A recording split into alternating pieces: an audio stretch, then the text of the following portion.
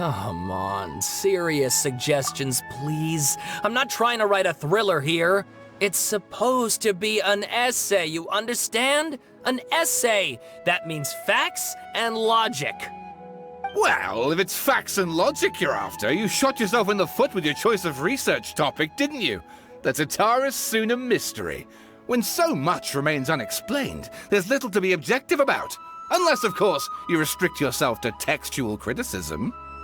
Yeah, well, this is my teacher's area of research. I can't change that. But it's fascinating enough without having to sensationalize it, don't you think? The strange location, the missing details, a mysterious person. I want to write my essay on something interesting, and I'm interested in getting to the bottom of all this. That's the only reason I came to you. Yes, you came to me, so all the more reason to take my advice. The fact is, it's the dramatization that will make people want to read it. There's no getting around that. Okay, but... Did one of them just mention Tatara Suna? But that's all the way in Inazuma! Is it just Paimon, or is it kinda unusual for someone in Sumeru to want to write a paper about that? Everyone here's just going about their business. Maybe it really is just Paimon. Guess people here are free to research pretty much anything. Great! Let's go find out what this Tatara Suna mystery is all about.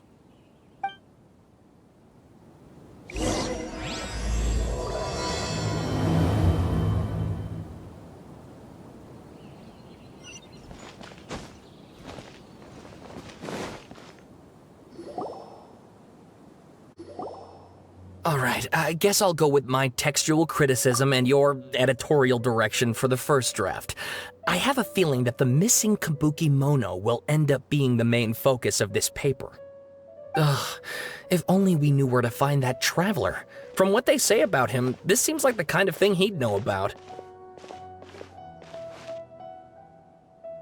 Oh, you're the traveler, you say?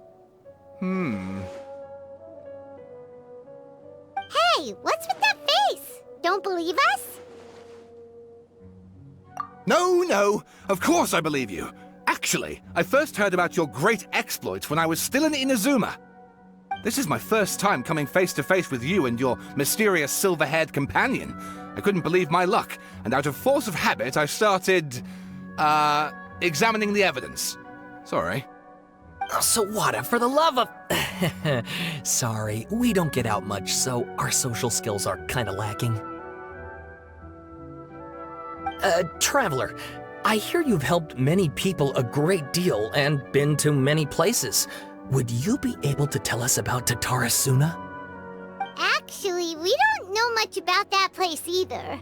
In fact, we only came over here because we heard you talking about it and wanted to learn more. I see. My teacher chose this area of research as a personal challenge. He said it's difficult to get into because even Inazumans don't know much about Tatara Suna's past. But who'd have thought that... If you don't mind, I'd love to show you all my outline for the book I'm writing about Tatara Suna. Hold on, Sawada. Don't you think that's a bit of a deep dive for a first read? Well, fair point. In that case, please ease yourselves in gently by taking a look at Akaba's latest essay draft. Let me give you some background. This all started with the discovery of some records in Tatara Suna. The writings mentioned someone by the name of Mikoshi Nagamasa, who crafted a fine blade. But in the end, he threw it into a fire to destroy it, and killed his servant Katsuragi. Why? Well, no one knows. Apart from the swordmaker, his servant, and the one who wrote this all down, the records also mention a Kabuki Mono. This seems to be an Inazuman word for an eccentric stranger, someone who dresses funny or acts in an unusual way. That's right. Akaba's teacher has spent quite some time researching these events on the ground. This Kabuki Mono lived in Tatara Suna for a while before disappearing without a trace. And shortly afterwards, as Akaba mentioned, things got pretty ugly. So first this strange person goes missing, then a murder happens? Seems kinda fishy to Paimon. Yes, my thoughts exactly. So I helped out too. I asked everyone I could think of if they knew anything about what happened back then. And wow! Did I get lucky! Stop shouting! This part's important. I just wanted to make it stand out. It just so happens that a friend of mine works at the Government Records Office. He looked into it for me, and I can now confirm that all the aforementioned individuals did, in fact, live in Inazuma over 400 years ago. Even back then, Tatarasuna was already at the center of Inazuma's smelting industry. The man in charge was a government official named Niwa. Curiously enough, it seems like he went missing too.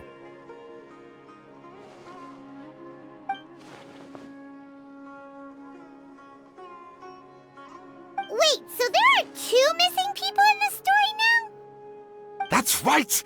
What's more, Niwa is a name with a lot of history to it. Have you ever heard of the great swordsmith clans of Inazuma? Oh, the swordsmiths? Yeah, like Ishin art and so on? Wow, yes. You really know your stuff. That makes things easier. So basically, this Niwa was a distant relative of the Kaidahara clan, the last practitioners of Ishin art. Something then seems to have happened in the Kaidahara clan, leading to their downfall. I don't know the details, but taken in light of everything else going on around that time, it makes you wonder whether it's all connected somehow.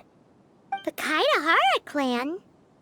Sawada, you left out the biggest detail of all. Oh, yes, of course. How could I forget? Brace your minds, ladies and gents, for they are about to be blown. Or maybe you won't believe your ears. I wouldn't blame you, of course, because in all my years as a writer, this is by far the most. Get to the point, for Pete's sake. According to information acquired by Akaba's teacher, the Kabukimono was not a human, but a puppet. A puppet?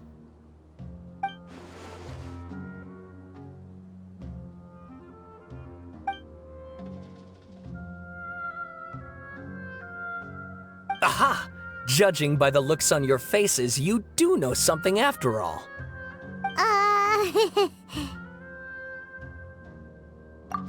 No! Paimon just meant, how creepy! The way you described it makes it sound like a ghost story. I agree, it does. But considering that non-human races in Inazuma are by no means uncommon, spooky events are to be expected. And that's exactly what my book is about. Please, take a look.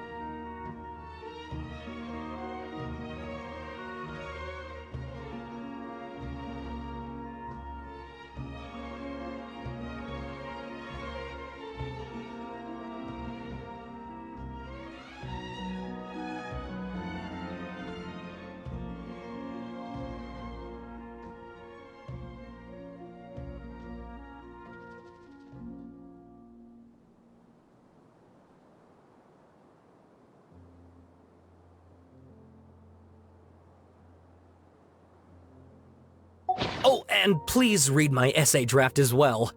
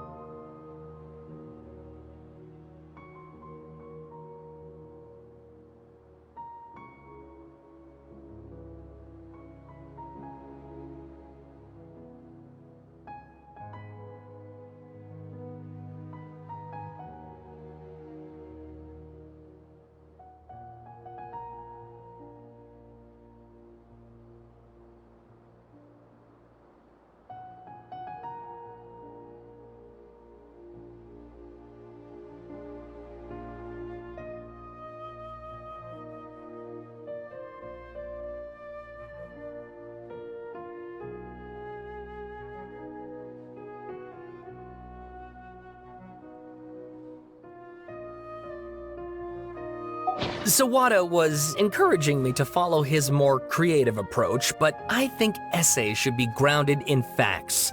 I don't think explaining everything away with mysterious forces will cut it. Oh, how about if I plug the holes in Sawada's narrative with political intrigue? Like, I could put a turf war between rival factions at the center of the whole series of events. Wait, you're allowed to just make stuff up? Pretty sure you've gone from essay to guessay there.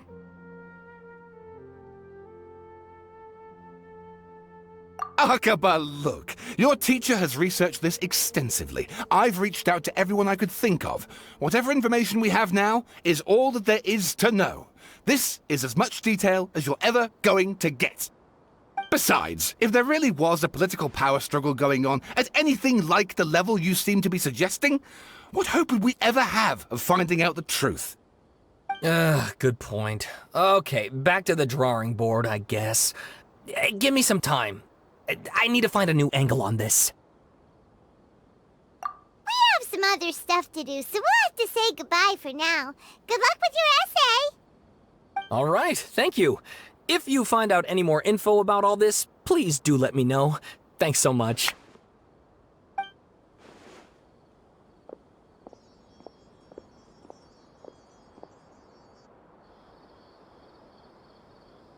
Hey, so that thing they were talking about, it has to do with the balladeer, doesn't it? Okay, then even if we did know something about it, we probably couldn't share it with them, huh? After all, we kicked his butt and got him locked up. Information about people like that is usually super confidential, isn't it?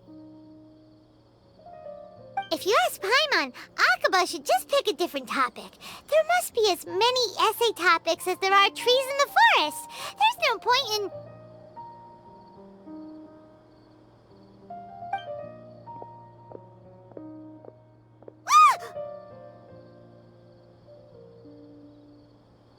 Hey, did you see that? He literally just went by, over there. It looked like... the balladeer! No, it can't have been. He got locked up. Oh, quick, let's catch up and see.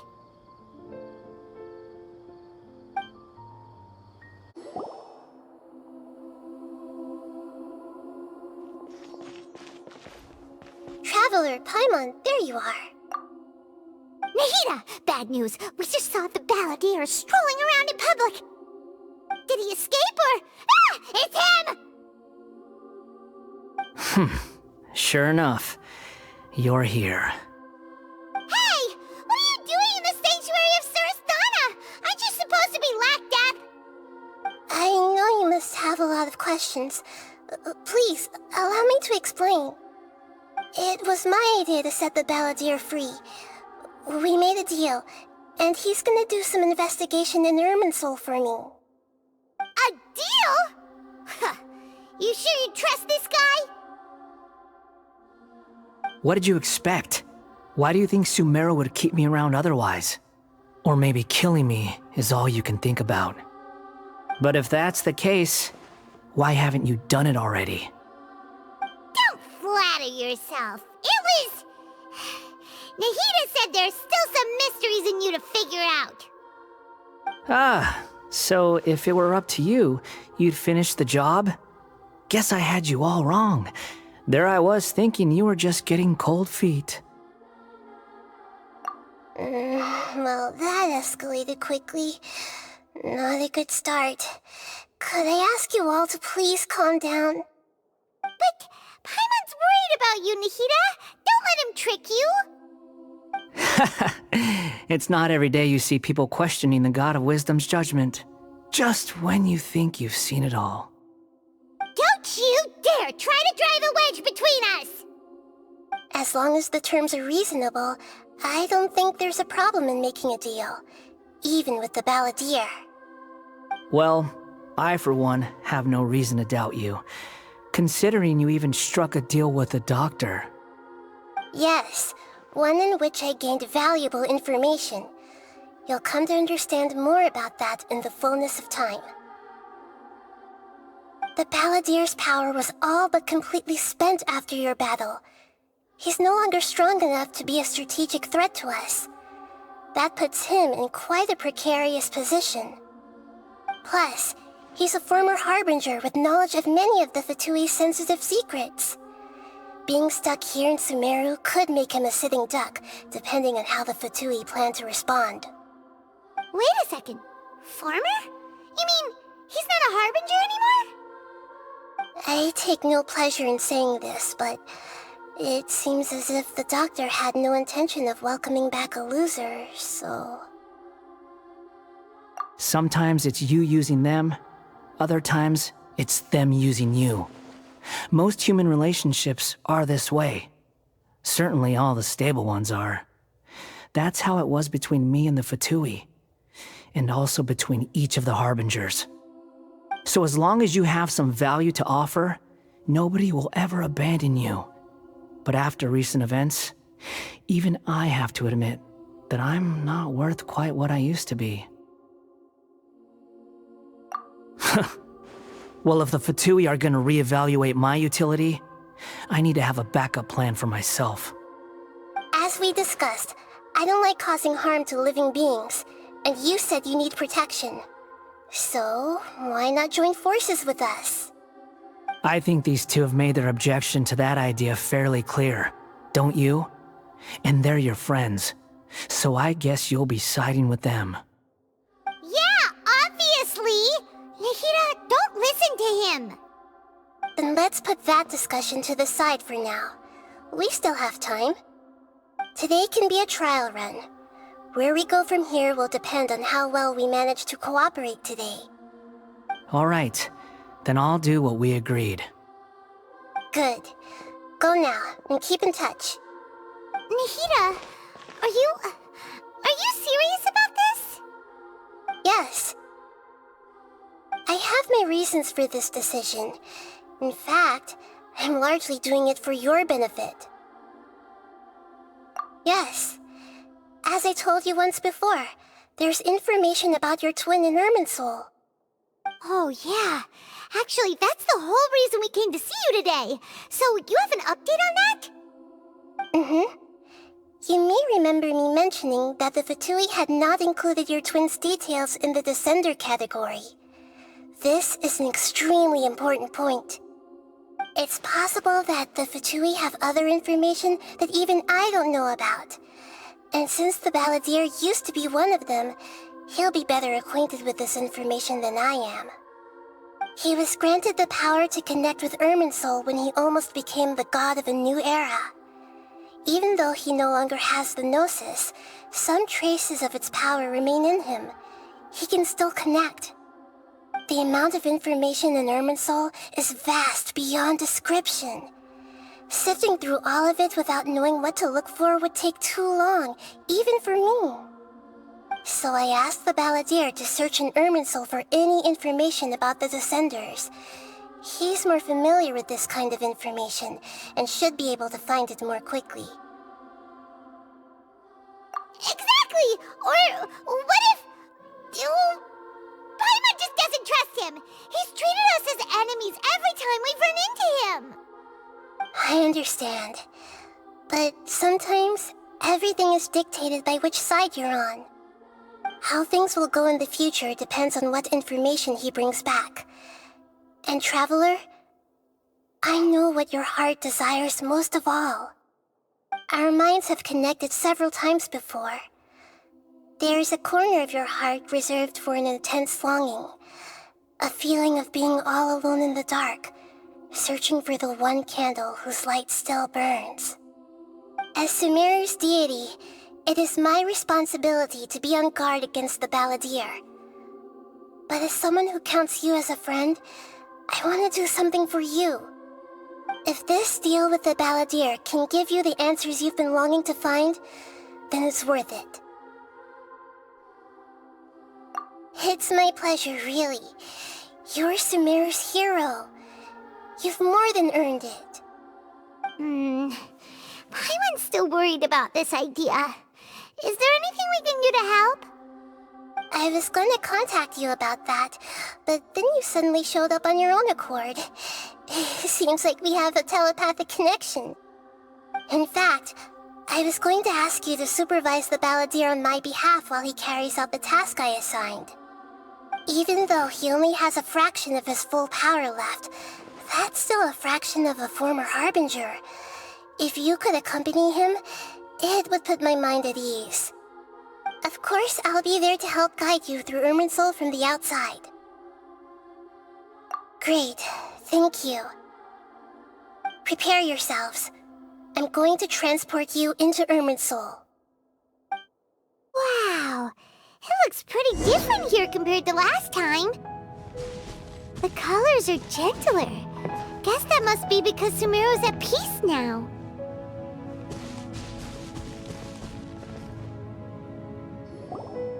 Look at that. Hot on my heels. You know, you didn't have to cut your catch-up short just to keep me company. Oh, but I guess you panicked when you realized that I might enter Irminsul ahead of you. Shut your beak, jailbird! No way a prisoner gets to be so smug!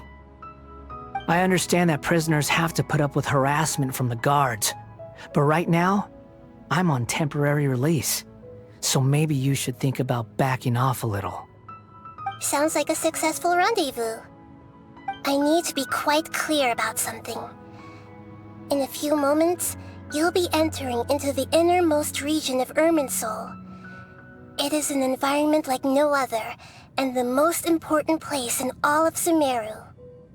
Unlike anywhere else, Irminsul's inner region consists exclusively of torrents of information. You must put aside your differences and be extremely careful as you navigate your way through. I know there are many grievances between you, on both sides, but it is essential that you remain calm after entry. This is as much for your own safety as anything else. Fine, let's call it truce. But only until this mission's over. Let's cut each other a little slack, shall we? We are gonna be traveling together after all. Per my agreement with Lesser Lord Kusanali, I'll be at the front. It's my job to lead the way and get rid of any obstacles in our path. All you have to do is keep your pretty eyes open and try not to fall behind. You sure are confident. Paimon will give you that. You make it sound like you're even more experienced at adventuring than us. If there are no further objections, I suggest we get going. Or did you need some time to mentally prepare yourselves? Ew! Ugh, the snark on this guy! It's unbearable! We can start now.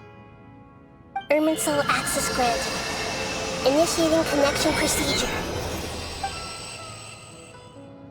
Is this a small sapling? Oh, darn it! Come on, let's catch up with him! Wow! So this is the inside of Irminsul. Ooh! Paimon's never seen anything like this. And it feels like a sacred place. Irminsul is closely intertwined with the entirety of Teyvat. Every bit of information flowing here means something. Pick your jaws up off the floor. It's time to go. Why is it that Paimon just wants to do the opposite of everything he says? Lesser Lord Kusanali, we will now proceed to the heart of Irminsul. Can you still sense where the heart of Irminsul is? Yes. Permission to begin searching for information there? Permission granted. Go ahead. Let's go. Stay close. Don't go running off. Hey, so, say we did go running off in here. What would happen? What are you smirking at? I was just imagining the look on your travel companion's face if you went and got lost. Anything's possible in here. You can't rule anything out. So if you want to stay safe, your best option is to stick close to me.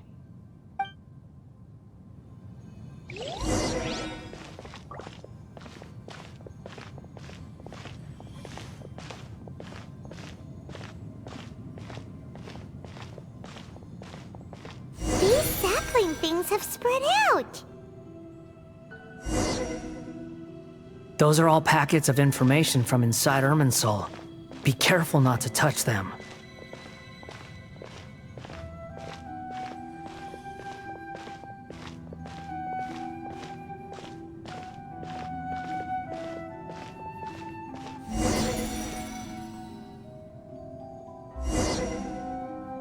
It looks the same in every direction.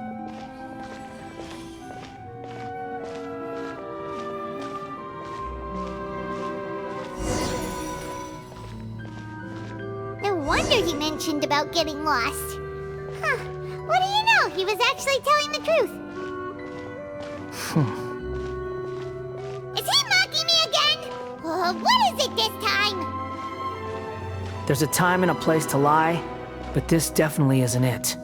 So why don't you relax your guard a little?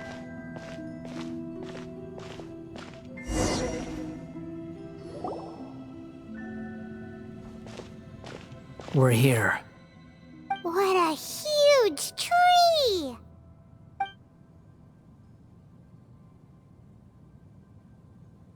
Lesser Lord Kusanali, Good, you made it. Are you ready? ready when you are. Then please begin. Preparing to access cognitive currents. Establishing waypoint. The Balladier's actually doing what Nahida tells him. Guess he must want to stay alive.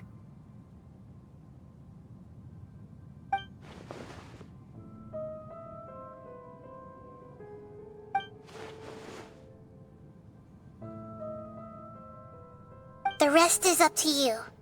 If you discover anything at all, make sure to share it with us. Will do.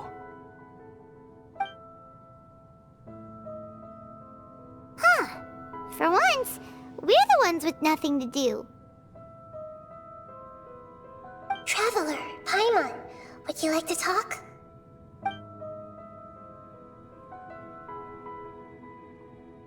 Yes, I've also invited Paimon to join. Huh? What the? We can talk to each other inside our heads?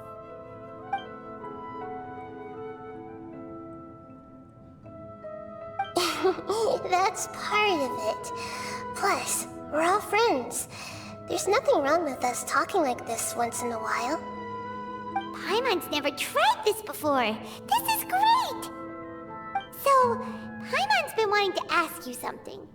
Don't you think the Balladier's a bit of a walking contradiction? He's always talking back, but he seems to listen to what you say.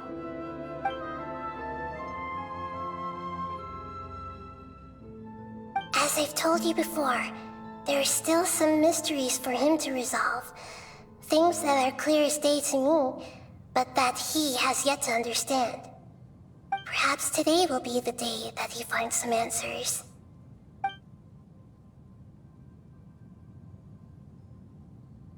Well done. Smart and attentive as always.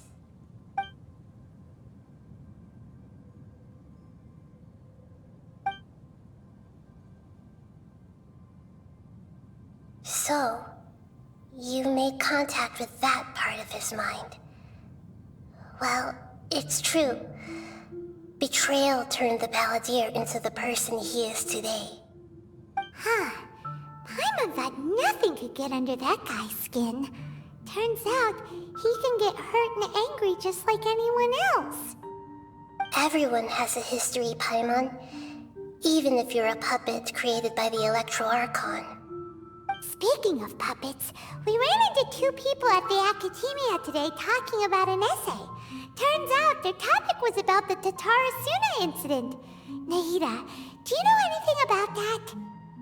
If you mean the mysterious events, the Kabuki Mono and so on, yes. I know about all of that. Really? Because from what they were saying, it sounded like lots of Tatarasuna's history is still unexplained. And most of the information we have now is just from people filling the gaps with their imagination. At least that's what they thought.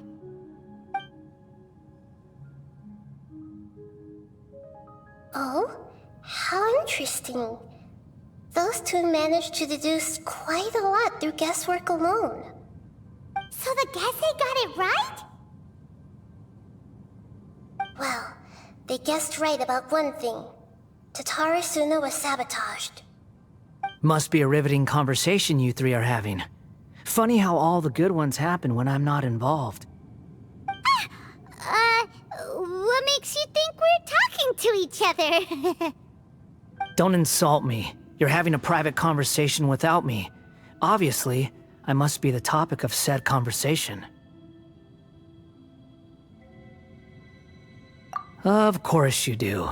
You can't have your prisoner knowing too much. So, have you found anything yet? Still looking. Don't get your hopes up, though. You and your twin come from outside this world. It wouldn't surprise me if there was nothing on either of you in Irminsul at all. Wait, how did you know about that? Did Nahida tell you? It's not like we've never met before. And anyway, you're world famous. It'd be more surprising if I didn't know a few things about you. Right now, we have to keep the peace. I'm not interested in creating more misery for myself. And making cordial conversation is something I can manage. Huh? Wait.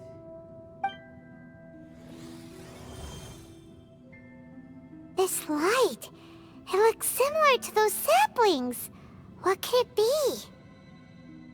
Anonymous data. Hey, don't you forget the agreement! You have to share it with us! Shh. Just wait. Mr. Niwa, are you certain this is worth the risk? We are talking about Tatara Suna's furnace, after all. It may not pay to act rashly. There's no one else who can enter the furnace. It has to be me. Is that so? Well, since you insist. It's...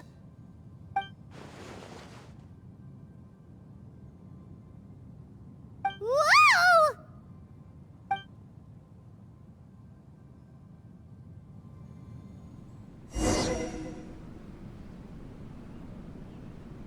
I have been in Tatara Suna for some time now. You have shown me great hospitality, as has Mikoshi Nagamasa, and indeed, everyone else. Under your leadership, Tatara Suna is a warm, welcoming place, like a giant village. People are gainfully employed, their lives have purpose, they are motivated. As I understand, the Raiden Shogun has, in recent years, eliminated much of the evil that plagued Inazuma. As for Tatara Suna, it was originally established as a means of safely disposing crystal marrow. The forging industry with crystal marrow as a raw material has since flourished, giving rise to generations of swordsmiths. Some world-renowned, others unknown, all passing on their legacy. Skills, blood, dreams. Every smith brought into this trade looks to find their purpose between steel and blade. That is why you accepted the proposal brought to you by myself and Akame. Yes, well, were it not for you coming to Inazuma and happening to make Akame's acquaintance, the two of you never would have joined forces. And he would be the first to admit that there's no way he could have revolutionized our forging process like this on his own. At least not on the same timescale. You allowed Akame to take all the credit for a method that you jointly developed. He sold it to me, and now every piece of ore here is smelted using the new technique. Even now, you remain one of Tatara Suna's key consultants, working right here alongside us. I believe it is you, sir, who are truly responsible for the changes in our manufacturing and forging methods. You flatter me. From the outset, I saw much that was commendable in the forging industry of Inazuma, and it has been my great honor to befriend you all. So you say, Escher. But is this really the truth? My good sir, what do you mean? I tried to resist thinking it was all connected, because I didn't want to speculate, and I didn't want to believe that things could turn out this way. What have we gained from adopting your new technology? Ominous black smoke, mounting production problems. Worker fatigue and casualties are up and continuing to rise at an alarming rate. And recently, as you well know, someone died because of that strange filth inside the furnace. We've kept the truth from spreading outside, but still, I suspect you understand it better than I do. None of the people who went out to get help have come back. Now, our mutual friend, the Kabuki Mono, is taking the Golden Feather to Narukami Island to seek an audience with Shogun. This is our last hope. But that doesn't faze you, does it, Escher? Nothing does. Otherwise, why would you still be standing there with that smile on your face? I'm just surprised that you finally chose to be so sincere. I'm sure you've been harboring these suspicions for quite some time. Mikoshi Nagamasa may have noticed that there was one common denominator among all these events. Namely you, Escher. But Mr. Mikoshi is more cautious than I. He does things by the book. After all, Nagamasa is the adopted son of Mikoshi Torichio, the yokai struck down by the Shogun's own hand. If he truly seeks to redeem his family's honor, an abundance of caution is well advised. You're well informed on the subtleties of his situation for a mechanic all the way from Fontaine. Are you sure you're not a little overqualified? Why, Mr. Niwa, are you suggesting I find a job as a diplomat? Sadly, I am so very attached to my craft. Enough, Escher. I'm here because an evil force is raging inside the furnace.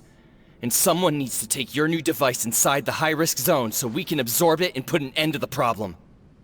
I'm in charge here. And I'm about to take some responsibility and head inside. Probably to my death. But what about you? What are you still doing here? Judging from the look in your eyes, you don't seem to trust me. Drop the act! We're past that now. Whoever you are, it looks like your plan to destroy Tatarasuna has worked. I just want to know what you're still doing here. What's left?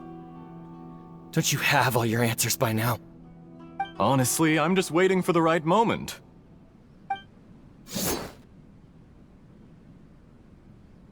A moment like this, where you finish talking and I stop you from entering the furnace. You...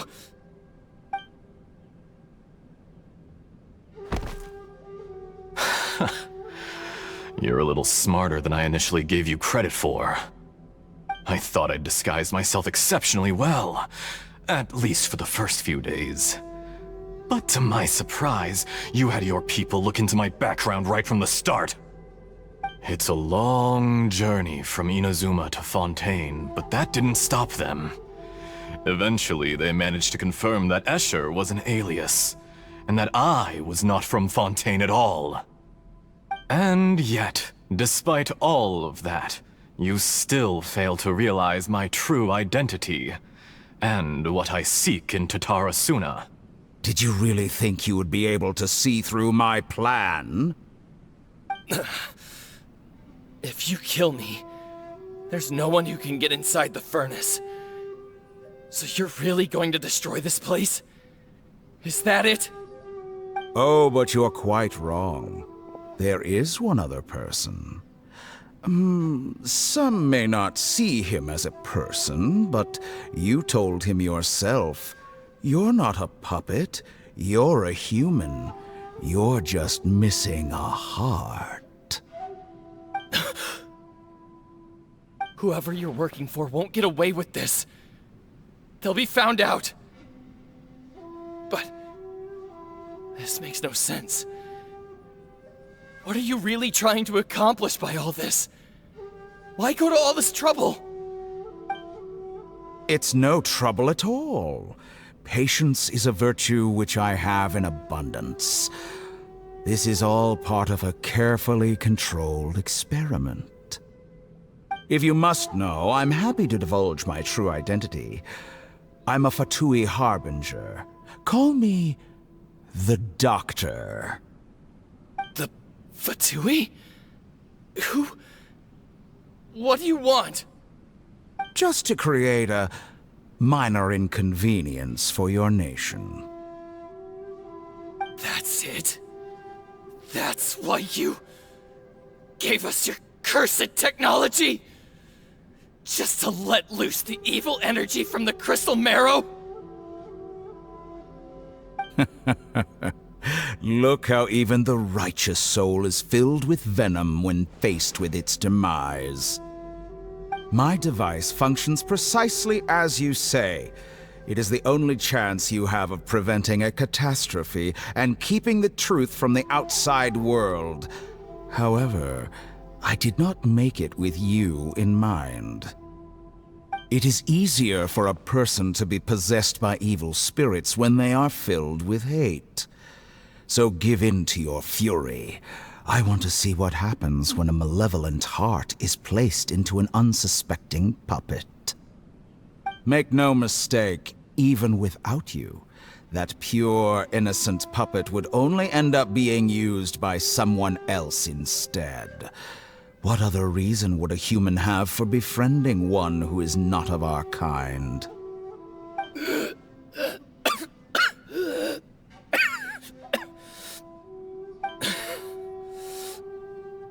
If you give him my heart, tell him that both Nagamasa and I see him as one of us.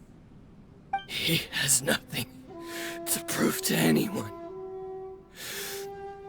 Because not everyone just wants to use other people.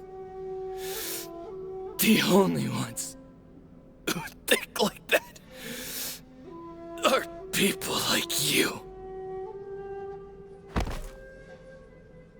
What a beautiful way to see the world. It almost makes me feel a little guilty. Then out of respect for you, I shall redefine myself. Think of me as a monster or a demon, if you wish. At least this way your death is not a consequence of your own folly turning you into an easy target. You simply lost to something more powerful than you could ever hope to defeat. I say, Mr. Niwa, let's see what happens. Will your puppet friend become a human? No, that will prove quite impossible. Mr. Niwa? Already dead. What a pity.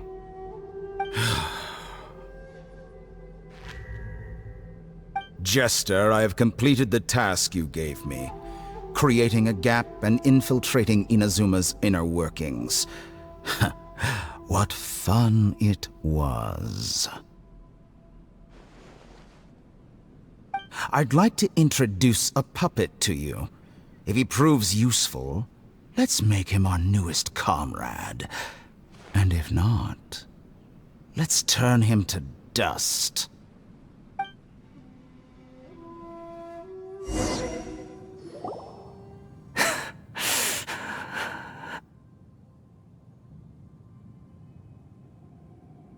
Hey, are you alright? Dottore?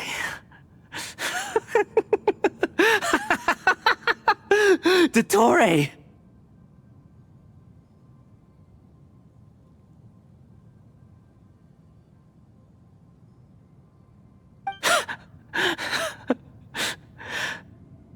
Good. Good. Was that the doctor? Did he turn into a mechanic from Fontaine? But why did we see things from his perspective? When I touched the doctor to confirm whether he'd eliminated all his segments, I read this memory in his mind.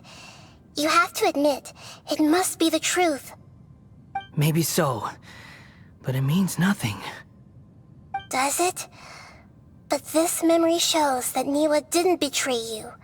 He never meant for you to be the one to take the device into the furnace. You know very well what that means. Even more so than I.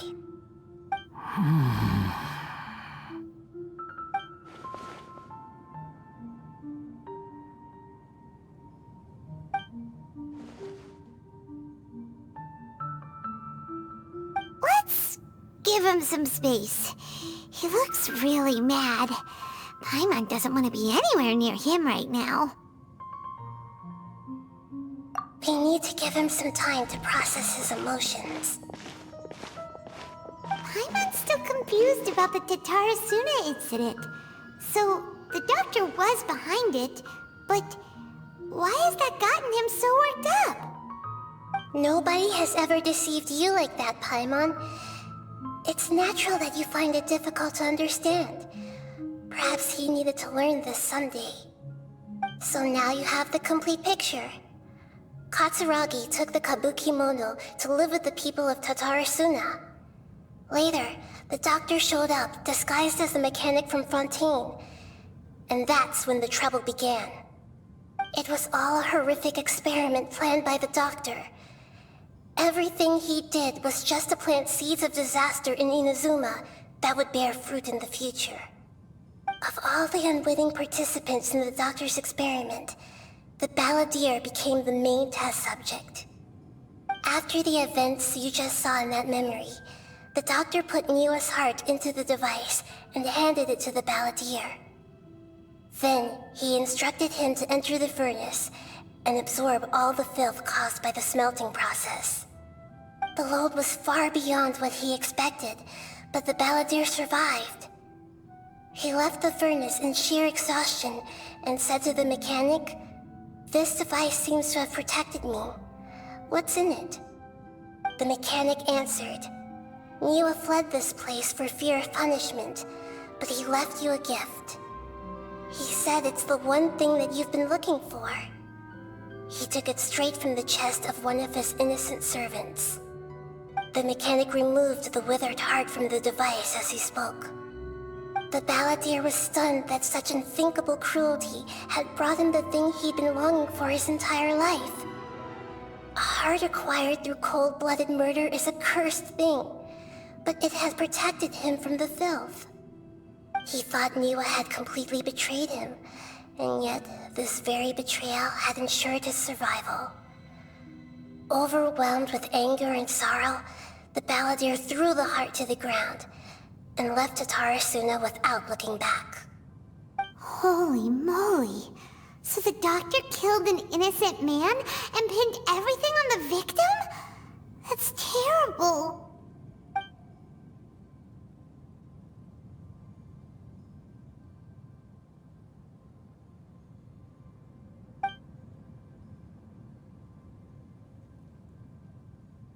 Yes. Only if he understands this can he choose a new path forward.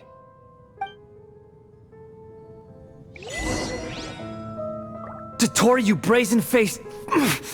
Niwa didn't run from justice. You killed him.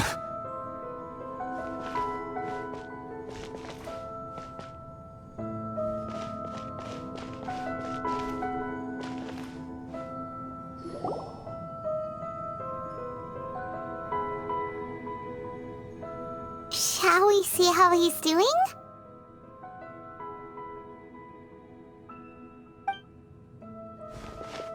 Hey, you alright? That's a scary expression.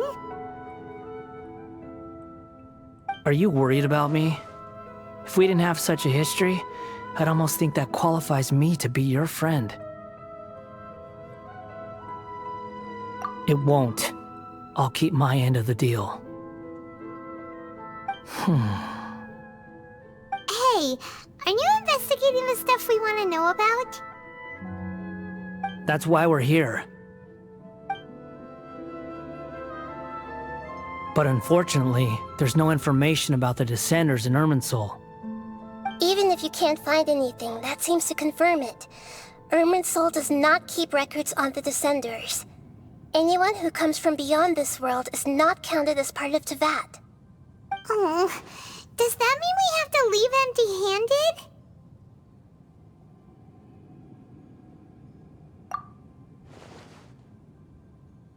Don't thank me just yet. You look really upset. Well, since Irminsul was a dead end, I guess I can share some other info that might interest you. Huh? About what? The reason why there are records about your sister in Irminsul. It might have something to do with Conria. Apparently, Conria was her first destination when she arrived in this world. Plus, she only came to this world because the heavens responded to the summoning. The heavens responded? The Jester told me this himself. You can take his word on this. He was a royal mage in Conria, and lived with your sister for a time. I don't know the details. It's up to you whether you want to believe me. All I can say is, I wouldn't lie to you about this. Did you get all that, Lesser Lord Kusanali?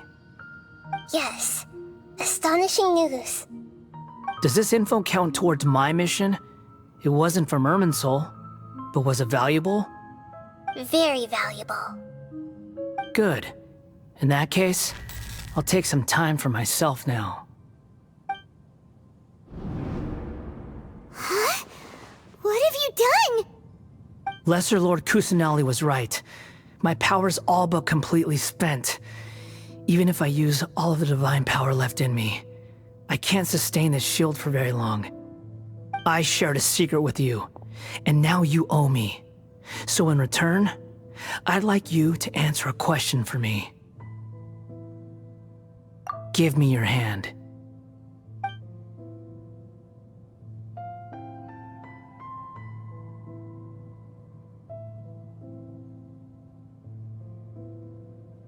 Can you hear my voice inside your head?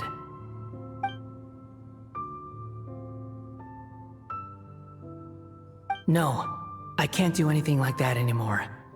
At most, all I can do is exchange a few words with you.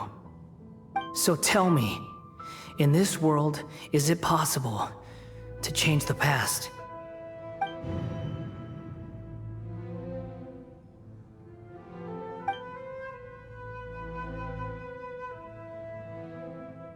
Done. Huh? What the? What happened? Paimon only saw you hold hands for a second. Nothing. I was just thanking him for helping me.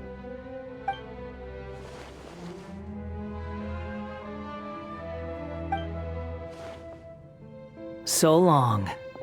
I suggest you get yourselves out of here quickly. Where are you going? Hey, wait up! Didn't you say not to go running off? Fast reaction time. But I don't think we'll be seeing each other again. From this day forth, the names Balladeer and Kabukimono will cease to exist. Those who died in Tatarasuna because of me deserve another chance at life. Hey, Balladeer! Don't do anything stupid! You know, I never did like insects. Hordes of the puny things swarming together can be a real nuisance. And I enjoy nothing more than to stamp them out like the pests they are. But if a colony of harmless ants isn't threatening anyone, I guess they deserve to be left alone. Luckily, everything can be set right. It's time to solve this once and for all. Balladeer! Balladeer! Uh-oh, he disappeared. Come on, we gotta find him somehow.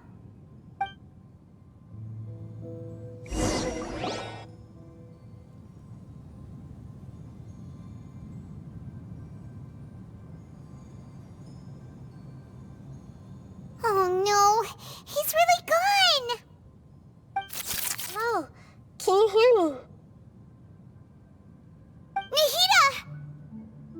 Traveler, Paimon, Balladeer, what happened just now? I was suddenly cut off by some kind of power. It was the Balladeer's fault. He shut you out!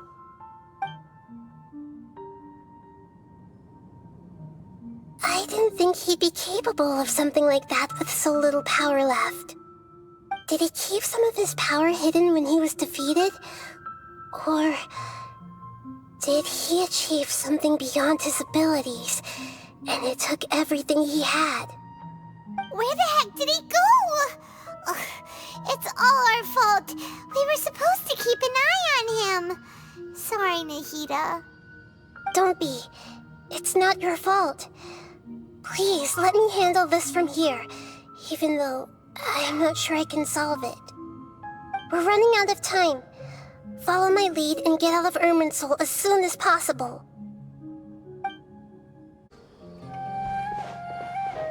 We're out!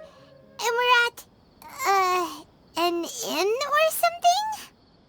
This is an emergency. I'll have to ask you to stay here for now. Everything's arranged, and nobody will disturb you. I'm sorry, but this isn't something I need your help with. Leave this one to me. An emergency? How bad is it? Nahida, will you be okay? Don't worry.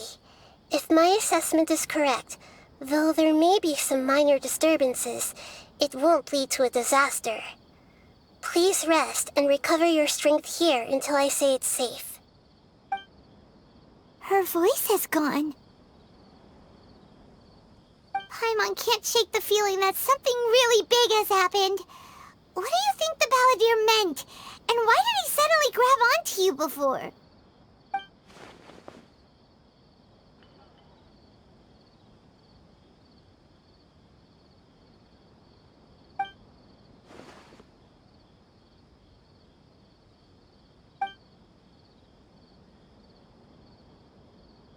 He wants to change the past? But surely that's impossible! Right! You can't just rewrite history! All that stuff happened already in real life! It's like, imagine Paimon drank all the water in this inn.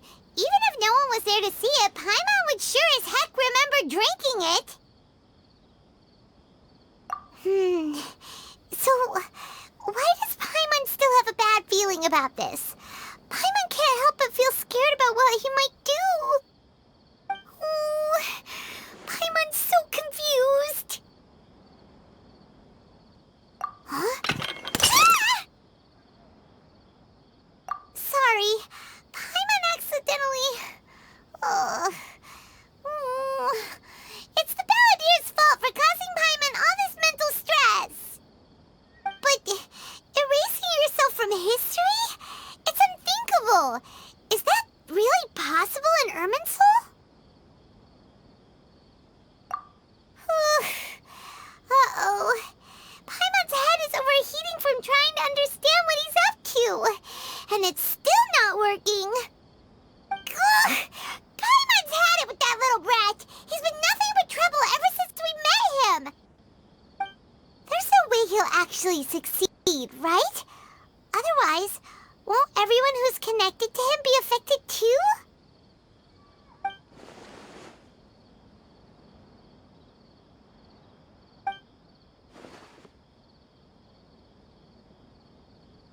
There's nothing we can do about it at this point. Hey, have you got any ideas on what we should do next? Seems like now there's nothing left for us to do but to go to sleep. But Paimon's still so worried. Paimon won't be able to sleep a wink tonight. So, how about, we list all our favorite foods to take our mind off things? Heck, if that doesn't work, Paimon's probably gonna collapse of anxiety here. Alright, Paimon will start. First dish. Munstack grilled fish. Oh, and chicken mushroom skewers. Tea break pancakes, cream stew, sauteed matsutake, and Dragon chili chicken, almond tofu, satisfying salad. Oh, also Adeptus Temptation, golden shrimp balls, triple layered consomme, lotus seed and bird egg soup, and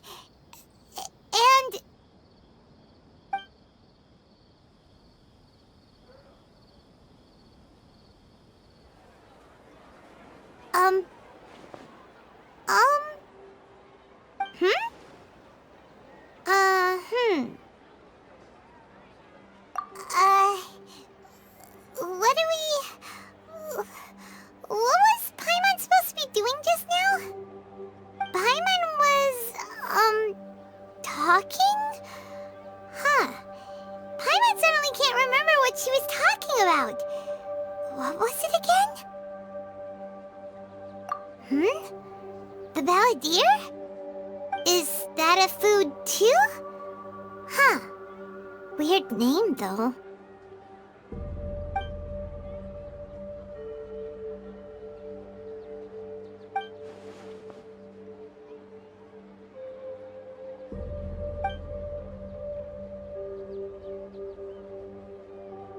What's wrong? Your eyes are like saucers. Was it something Paimon said? So, the balladeer. Is that someone's name? 'Cause it sounds like a nickname or something.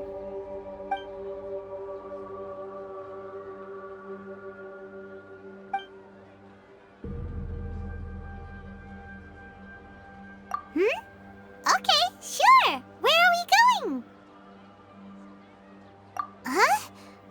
Fine by Paimon, but is everything okay? You're acting like this is an emergency. We've made it to Amanoma Smithy. Ah, it's been a while. Of course. Go ahead. Oh. Now there's a question I wasn't expecting. Very well. I'll tell you what I know once more. The once renowned Raiden Gokuden, comprised of 5 branches. Amenoma, Futsu, Ishin, Hyakume, and Senju. The art of forging practiced by these 5 clans was first taught to them personally by the almighty Shogun. Over time, the 5 branches diverged from one another as generations of bladesmiths honed and perfected their craft until they became 5 distinct traditions. Most of the great swordsmith clans of old have since fallen into decline, and for a long time, only the Amenoma branch kept its art alive. But fortunately, Kaedehara Kazuha recently returned to Inazuma and took up the mantle of the Ishin art. Now, 2 clans remain of the original Gokuden 5. If my memory serves me right, you yourself were present when he forged the Ishin blade. Oh yeah, we were! Paimon remembers that now. We learned a bit about the decline of the Raiden Gokuden then too. It seems like such a shame.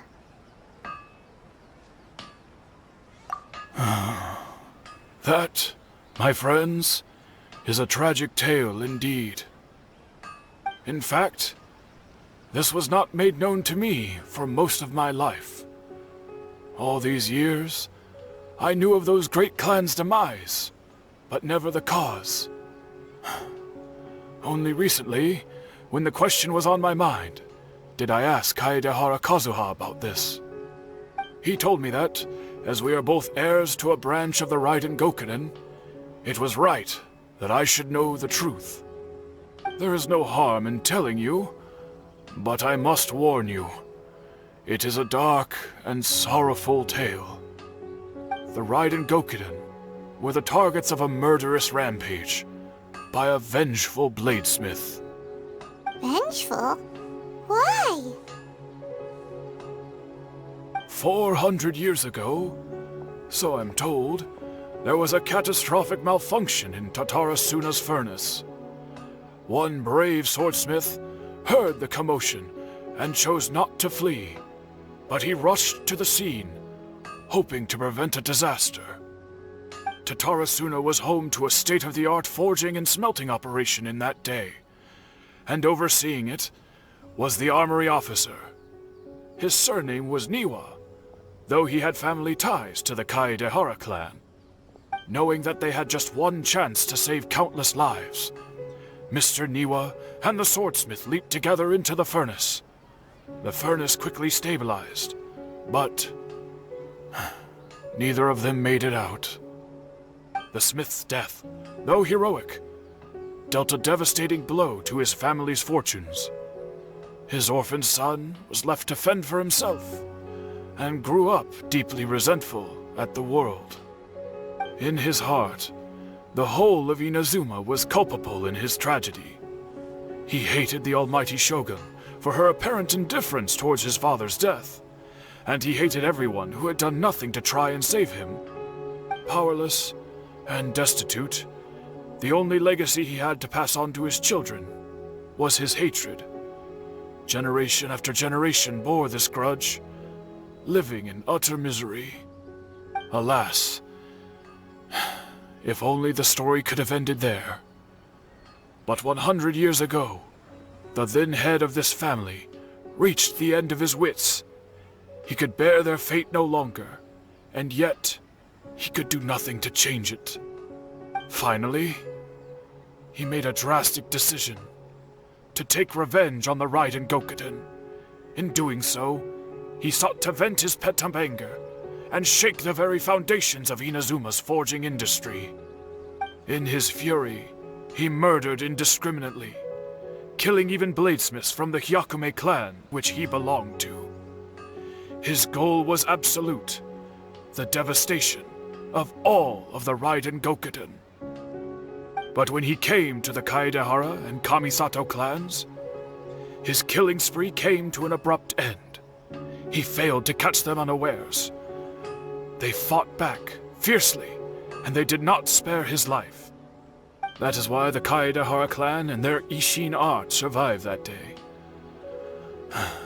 I suppose they were the lucky ones, under the dire circumstances.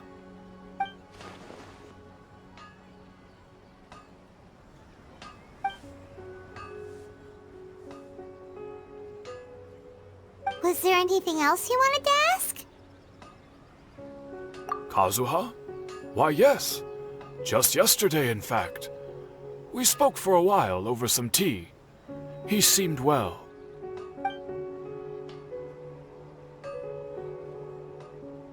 My pleasure. Don't tell Paimon. There are other places you want to visit too, right? Your expression says it all. You can't hide anything from Paimon. On to the next stop. Lead the way, traveler. Paimon will be right behind you. We're here. This is the Yashiro Commission's headquarters, so... Traveler, it's been a while. If you're looking for the Commissioner and Miss Kamisato, I'm afraid your timing is unfortunate.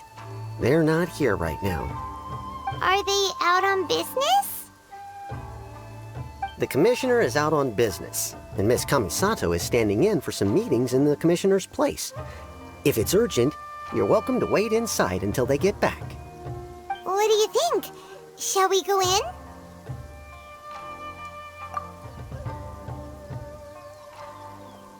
If it were anyone else, I couldn't allow it. But seeing as you're so close with the Commissioner and Miss Kamisato, I think it should be okay. We'll be heading in then. Thanks!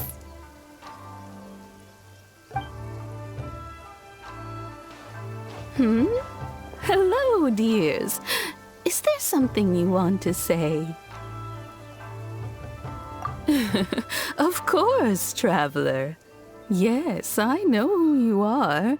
Miss Kamisato has told me about you. What would you like to know?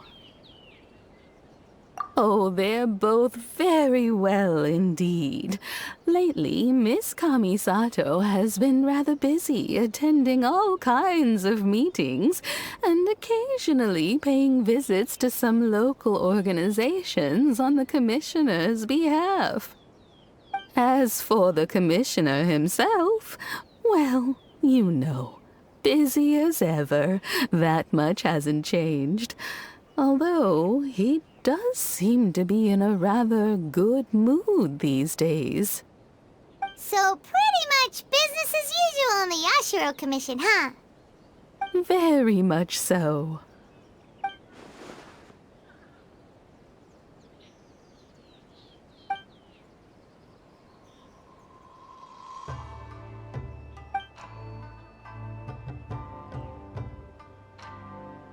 Well, got any more questions? You're very welcome. In fact, I would love nothing more than for you to come and visit more often. But I'm sure you must be far too busy to have time for that. Miss Kamisato talks about you all the time. She seems so thrilled to have you as a friend, and she's always saying how talented you are and how much she admires you. I must say, many things in Inazuma seem to have taken a turn for the better since you arrived here. So you're not just Miss Kamisato's knight in shining armor, you know. You're a hero to us all. I mean it. Whenever the commissioner dines at home, Toma always joins him. I always find myself at my most relaxed when I'm serving the two of them and listening to them chat away. The commissioner has such a busy schedule that he doesn't always have the chance to take his meals at home, but given the opportunity, he always prefers to dine here. They say it's because Toma's a much better chef than most. Oh, the commissioner is so fond of home comforts. They get to talking about you sometimes too, you know. Always with a very fond tone. The way one would talk about dear old friends around whom one can truly be themselves. Miss Kamisato occasionally joins them as well. Whenever the whole family gets together and they start talking about people they've met and experiences they've had, you always get a mention. It's been many years now since the late Mr. and Mrs. Kamisato passed away. Much has happened in the Kamisato clan in that time. As someone who is old and gray enough to have watched their son and daughter grow up, it makes me so happy to see them meet a dependable friend whose company they enjoy so much. So, in the future, if you ever do have the time, please know you are always very welcome at the Yashiro Commission headquarters. There will always be at least one old lady who would be delighted to have the pleasure of your company. Wonderful. Thank you. Paimon likes it here too! Also, you were saying something about the food here being really great.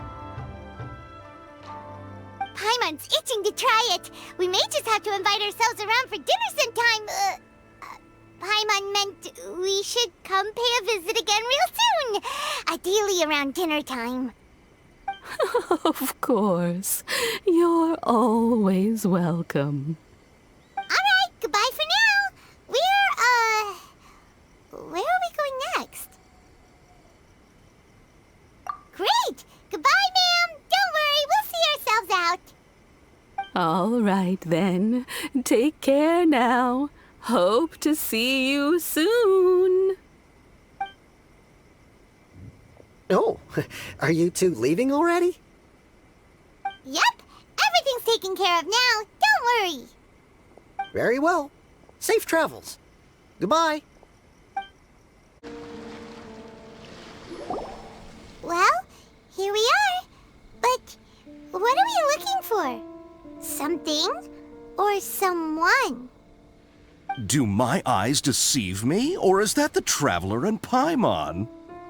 Xavier, what are you doing here? I was in the general area, and now I'm in this specific area. There, that's me. So what about you two? We have some questions and thought you might be able to help. Certainly do. I've researched the furnace here in some depth. If there's anything you want to know, just ask away. Like the back of my hand? Make no mistake, I have been here a good many times before. Not only that, but I've met people in Inazuma whose families used to live in Tatarasuna years ago. They said it's all true, the history here. Oh, well, it's a long story, don't you know? The tale of Tatarasuna starts a long time ago. I'm told that its history is one of the most foremost forging and smelting operations in the nation, goes back around 1,000 years. Still, the furnace has had a couple of serious maintenance issues along the way. A couple? When exactly? One was just in the last few years, the other was several hundred years ago. A fun fact, I'm not the first Fontaine tech guy to come and work on it either. There was a guy back then too. They say he was a mechanic who consulted on a technology upgrade. It seems like the technological collaboration between our two nations goes back a long way. How about that?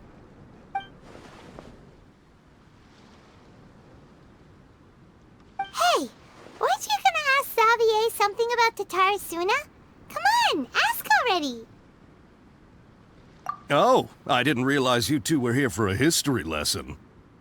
Me neither. Paimon doesn't know what's gotten into this one today. Feels like we've been preparing for a history exam or something. What brought this on? Did you just wake up today with a sudden burning desire for historical knowledge? Sure, go ahead.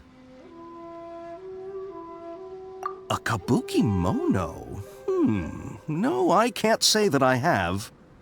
I do know the word, Inazuman for those eccentric types who always go around dressed to the nines. Just the sort of person that I'd like to meet, actually. But sadly, I've never had the pleasure, nor have I come across anything to do with a kabuki mono where Tatarasuna is concerned.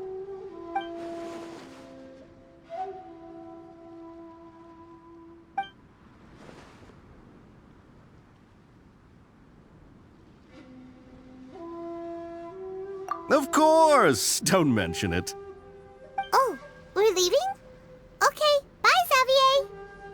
Oh, you're most welcome. More than happy to help. Farewell. Looks like you got all the information you're looking for.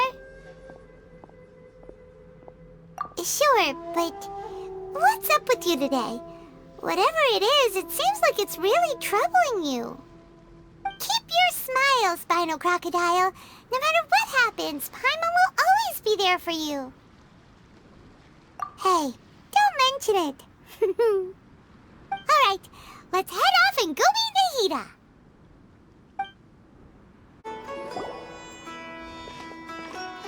Hey, it's them!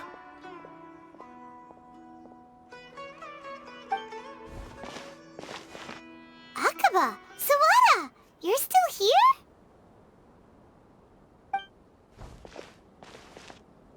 Indeed we are. If you have a moment, we'd love for you to join us once more. We have time. What do you want to talk to us about? It's the same topic we discussed last time. Obviously. Still looking for more info about Tatarasuna, huh? Should we join them?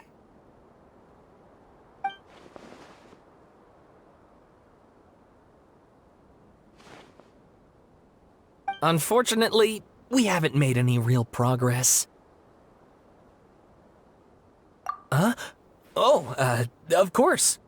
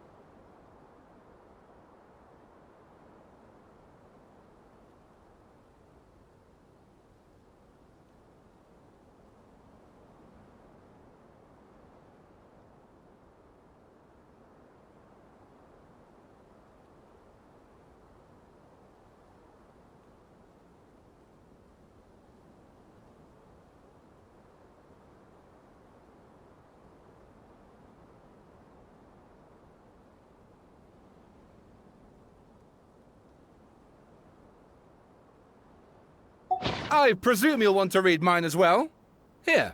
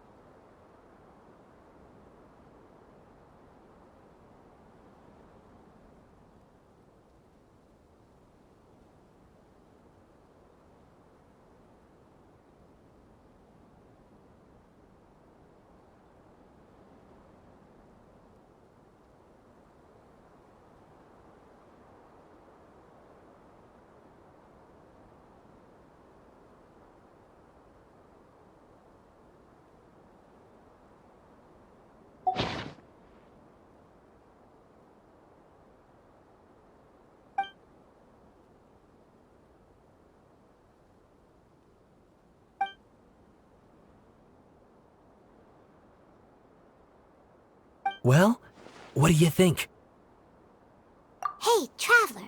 Remember how last time Akaba was saying how he wished he could gather more information about all this? Well, we just got back from Inazuma. So how about we tell them what we learned? What did you find out? Something big? It's a long story. Basically, we have some friends in Inazuma, and...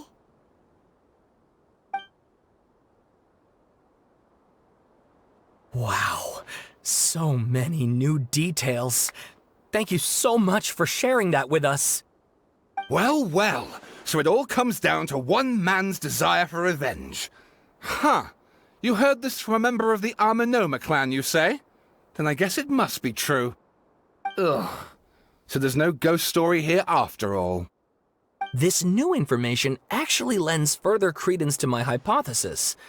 Evidently, swordsmiths were seen as having an incredibly prestigious role in society those days, to the extent that harming them was conceived of, at least by the perpetrator, as a way of exacting revenge against those in power. Yes, okay, point taken, you were right. But that doesn't mean I can't carry on with my novel. And they're back at it. These guys are really into this.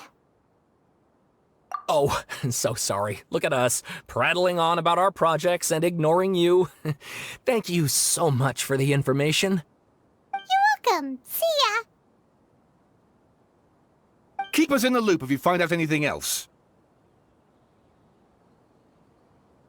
Will do. Nahida, we're here! Traveler, Paimon, how have you been? Ugh, where to start? Paimon hasn't had a moment's rest this whole time. That night, we ended up chatting and chatting until suddenly the sun was up. And then he decided he wanted to go to Inazuma. The Balladeer? This sounds like some kind of code name.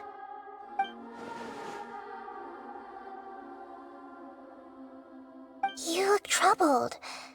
Is there something you need to tell me?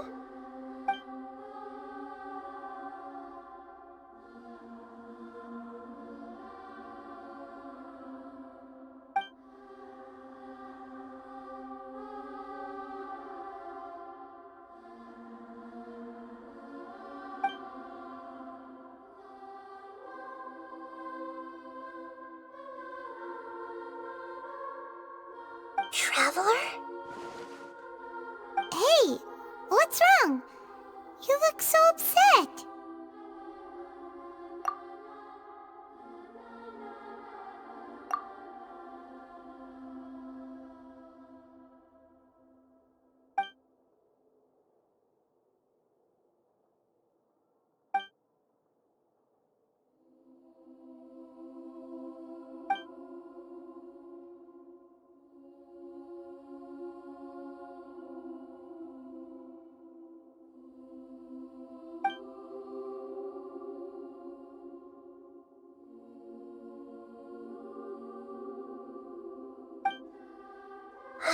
That's quite a story. So, this puppet known as the Balladeer erased himself from Irminsul, hoping that he could change the past. But how was he even able to do that? As the traveler said, he very nearly became Sumeru's deity. Admittedly, I remember it a little differently. I don't recall finding anyone inside the machine after we defeated it. Nevertheless, it does make sense. If someone were to successfully erase themselves from Irminsul, the world would change to reflect the new reality. So, you believe this person really existed, and we just don't remember him because... well, because he literally changed the world? Yes. Theoretically speaking, it is possible to do this. But I'm struggling to imagine the kind of person who would dare go through with it. The traveler comes from a world beyond Tevat. That's why there's no information about him in Irminsul, and it also explains why any changes to Irminsul wouldn't affect him. So if there's anyone in the world capable of retaining memories from a past that has been rewritten, it's you. It's quite incredible when you think about it. Paimon's having a hard time understanding this Balladeer guy's motivations. Why did he do it? I can only make inferences based on the information we've been given. As for what kind of person he was, only you remember that.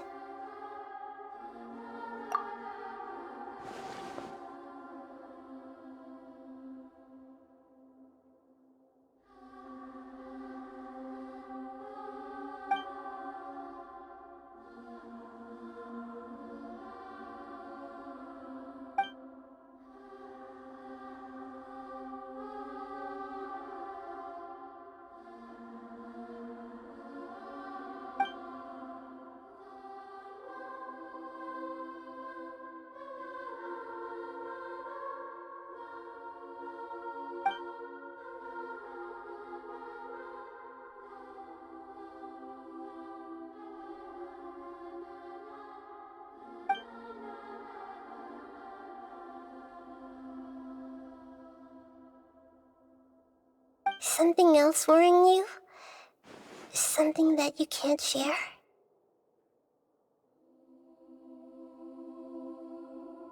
It couldn't change the fate of the ones who had died, right? Once the Balladeer realized he hadn't been betrayed after all, it must have completely changed his view of the people of Tatarasuna. Now he saw them as friends again. He couldn't keep hating humans after that, and if he thought there was a chance he could save his old friends, it would be hard not to try. The story makes sense, every part of it. The Balladeer tried to achieve godhood with the doctor's help. He was unsuccessful, but retained the power to connect with Irminsul. That power then enabled him to change what was recorded in Irminsul and erase himself, even though he didn't have much strength left. Yeah, it does make sense, but it still ended in tragedy for his friends. It just feels so hopeless. He gave everything to do this, but it seems like he got nothing in return.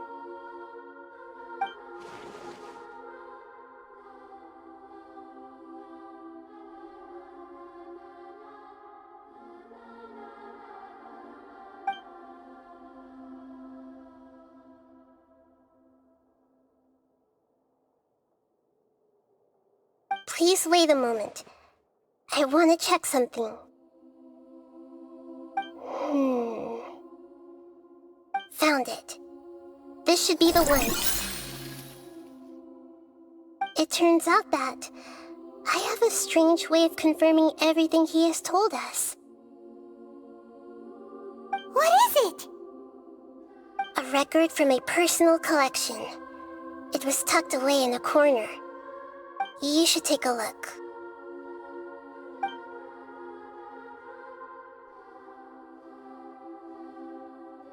Is this a fairy tale?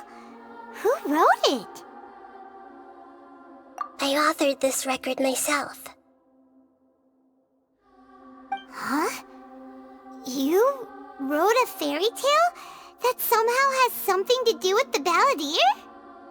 When combined with the traveler's narrative, it's clear that this story is an allegory. Everything in it is a symbol for something else. Hold on. So this record survived from the past? Yes. Any information about the balladeer or the kabuki-mono in other records will have been changed. But I wrote this story in a way that means it was left intact. Changing the information in Irminsul changes to that. But Irminsul can't change information that was well hidden in advance. I guess I must have written this story as a backup before the balladeer entered Irminsul. That's incredible! What a great idea! And sending the traveler into Irminsul with the balladeer must have been a further precaution. I knew he'd remember everything. This story is abstract enough that it still resonates with the present information recorded in Irminsul. But if we connect all the different pieces together, the true story that emerges is the one he told us, the now erased life of the balladeer.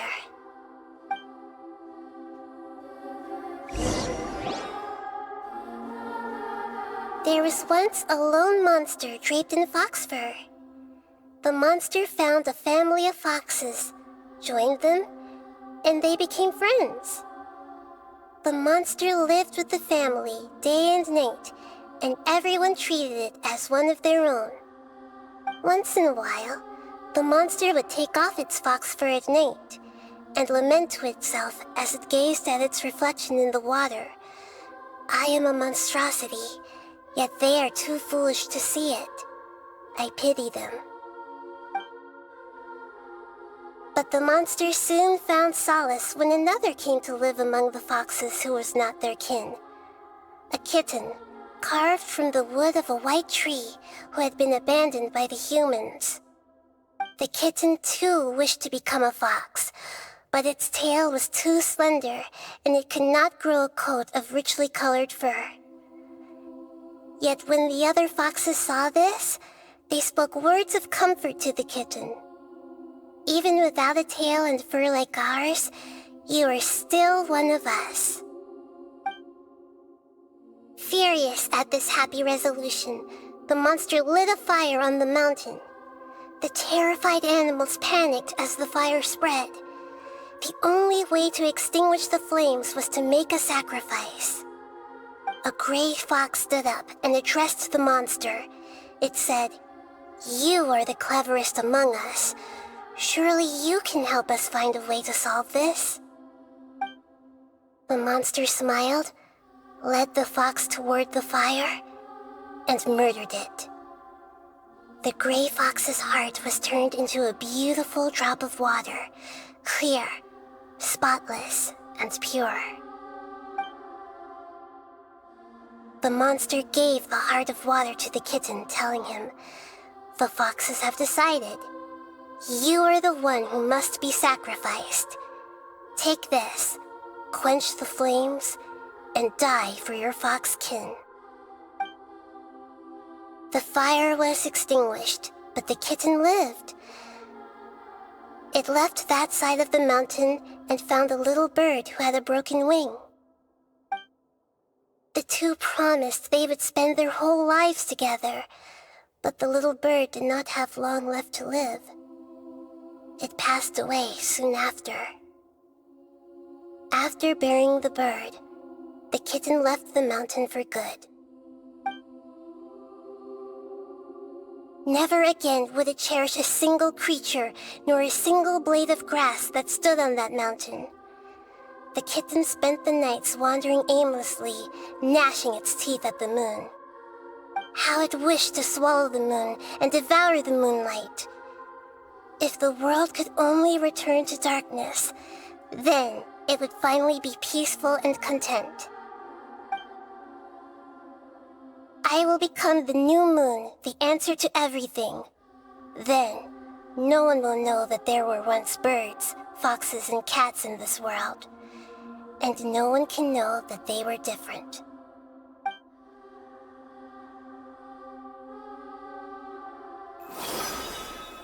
We solved it!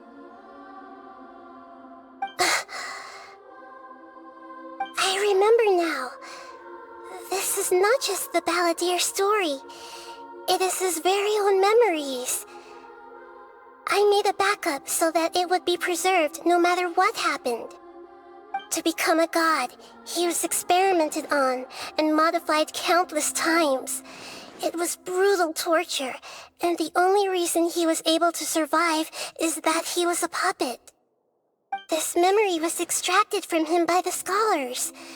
Presumably, they kept it to have something to defend themselves with. Creating a deity was just the first step. Some of them wanted to be able to control it. That's why they backed up his memory for later use. I buried it deep inside one of my own dreams, and then hid it inside an allegorical story so that it wouldn't be altered. It's hard to believe that this person really existed, let alone that he tried to get rid of us on more than one occasion. Paimon has no memory of him at all. He completely vanished like a puff of smoke. The Balladeer agreed to help me look for information about the Descenders, and although he was unsuccessful, he still helped you. Before he vanished, he confirmed an important detail, that Conria was where your twin first came into this world. We still don't know how the change to Irminsul will affect the senior ranks of the Fatui, but in all likelihood, they won't even remember their own Harbinger. It sounds like Paimon wouldn't like this guy a whole lot if he was still around. But still, Paimon doesn't like the way it all ended that much better.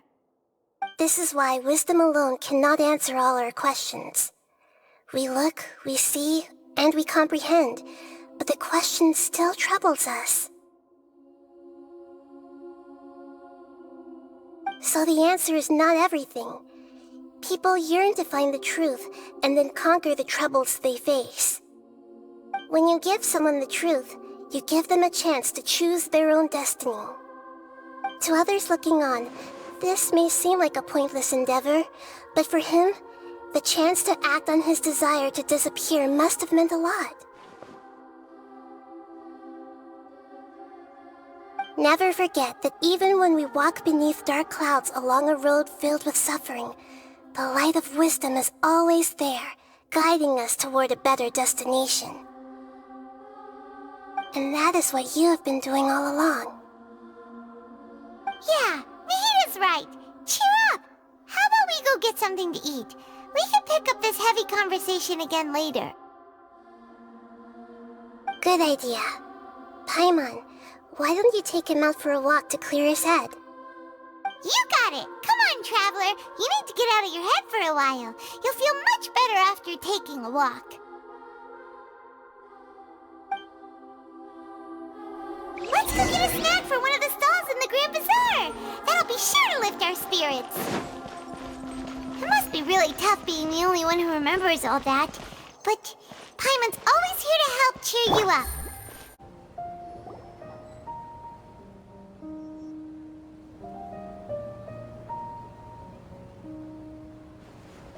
We're here! What should we eat first?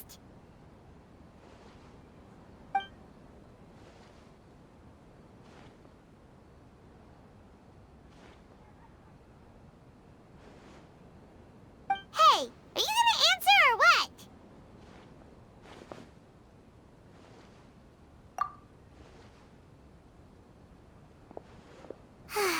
Alright, whatever you want. Well, Paimon will be right here when you figured stuff out. Then we can get something to eat.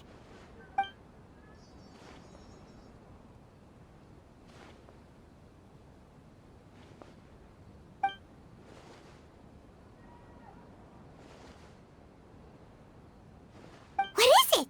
Have you figured it all out?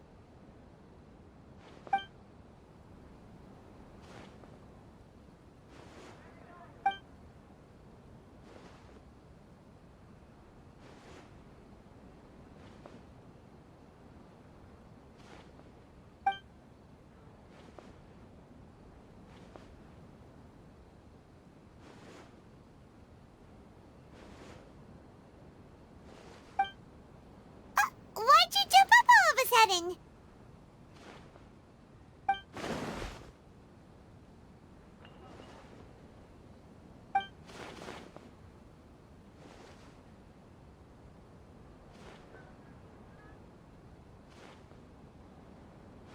Excuse me, boss. There seems to be a small problem with the last bill. Look, here.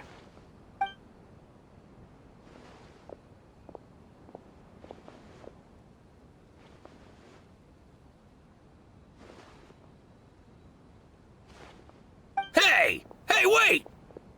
Hmm? You mean me? No, not you. That kid! Didn't you see? Little rascal grabbed my last 2 fresh Sunsettias and ran off. Look, if you're gonna help out here, you can't keep spacing out, okay? What is it? Work's too boring for you? Or has the big city got too many distractions? I wasn't paying close enough attention. Sorry, boss. I think you're right. Maybe it's the city. It's so exciting. It can be hard to focus. Who's that guy? You know him or something? He's who?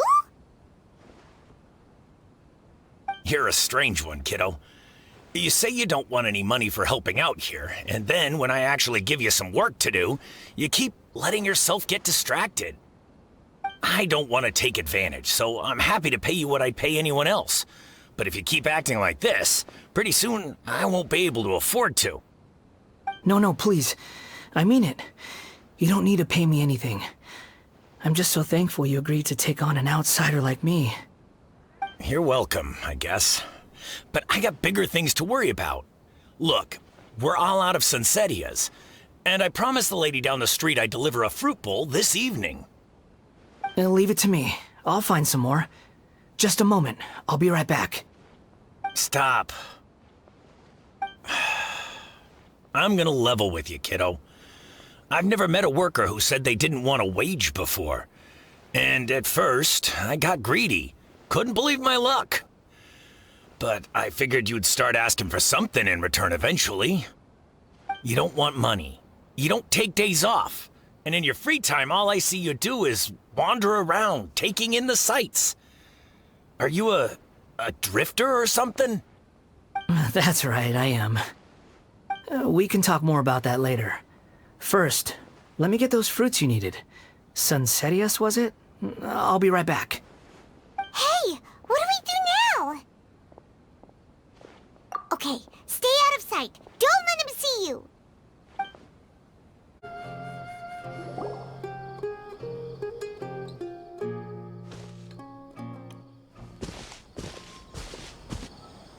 Yeah, this'll do.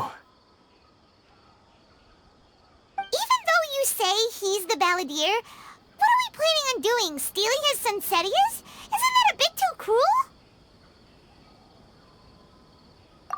Oh, all right. This should be enough. Guess I should wash them before I take them back.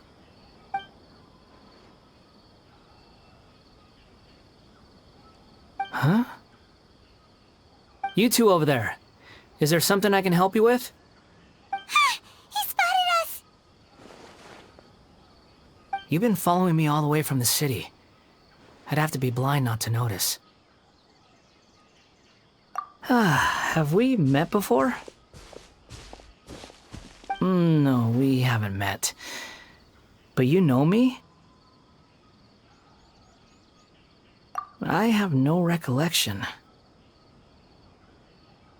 Are you absolutely sure? Sorry, but I just can't take your word for it.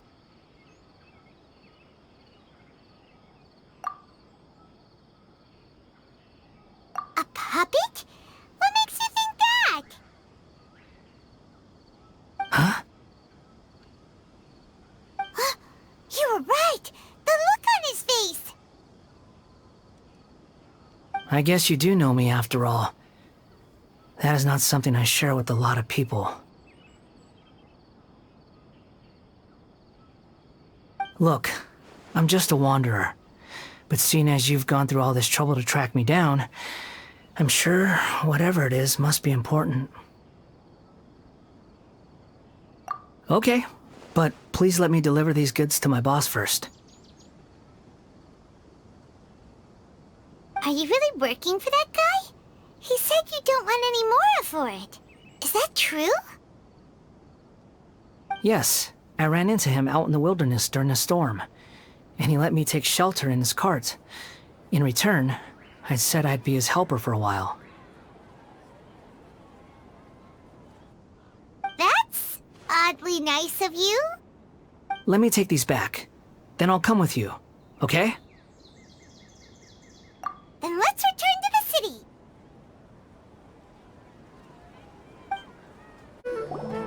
Here you go, boss. I'll leave them right here. Oh, you really went and picked some more. Who are these two? Something's come up, and they need to borrow me. Sorry, boss. I'm afraid I'll be away from the stall for a while. I was just about to pay you anyway. Go wherever you want, kid. Don't waste your time here. What? I get it, okay? You just wanted to help me out, to thank me for giving you shelter from the rain that day. Even then, I don't understand why you're so adamant that you don't want any pay for it. But look, it was pouring down, and there you were, sauntering along without a care in the world, like you had nowhere to be and didn't even care that it was raining. Imagine you were me for a second.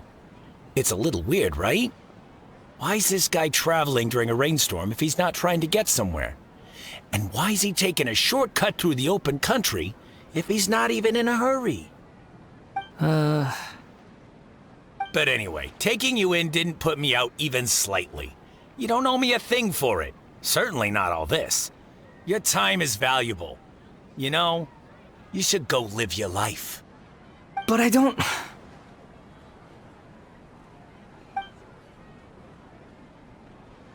No, you're right.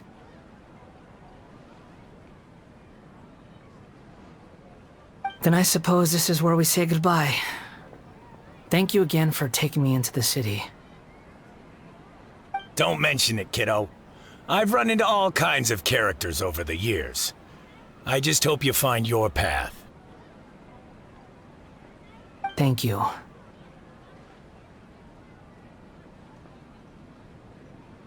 All right, done. Thanks for waiting for me. We can go now.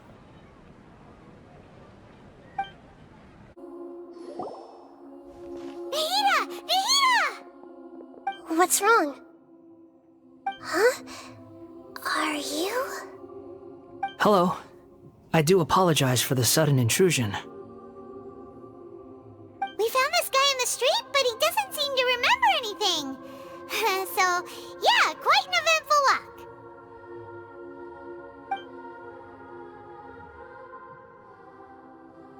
You say that you're trekking across Teyvat to train yourself. Many other Inazumans who describe themselves in this way call themselves Shugenja. Why do you refer to yourself as a wanderer? Well, it seems more relevant in my case. To me, it sounds like a plant with no roots. But these two claim that they know me, and that I have a hidden past unknown even to myself. I wouldn't call it the past, but rather... this is a difficult one to explain. I don't like to rely on using terms like this often, but in your case, it seems that it ought to be called, previous incarnation. Oh, like a past life or something? Yes, something far more distant than the past. So far away that you cannot perceive it. Okay, I have to ask. What was I like in my previous incarnation?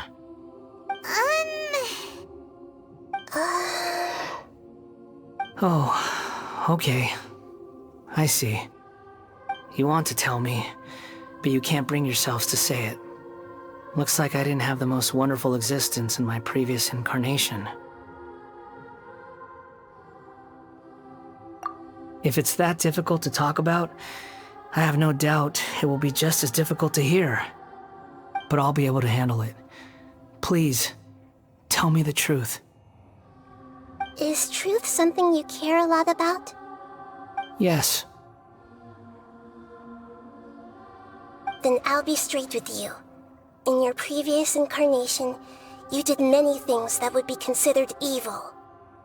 You nearly died because of what other people did, and many died because of you.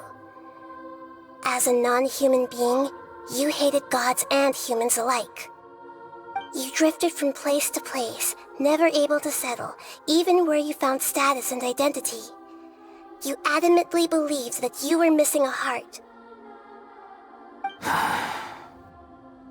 Actions rooted in persistence sometimes bear bitter fruit. Sometimes, you have to let parts of yourself go, or you'll never be happy.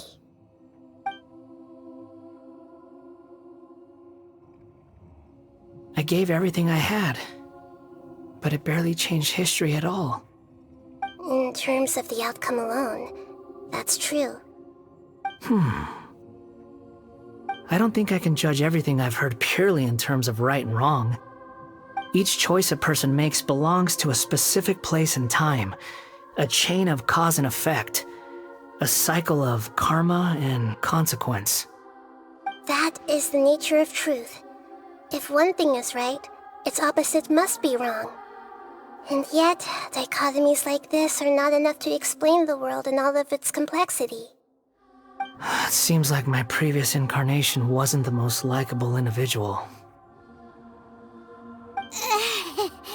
We're not trying to hurt your feelings or anything, but yeah, we weren't your biggest fans.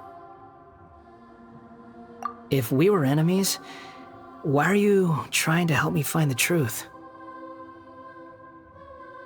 This is so frustrating!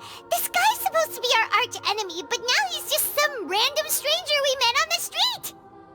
He's got so much to answer for, but we can't make him talk because he doesn't remember anything.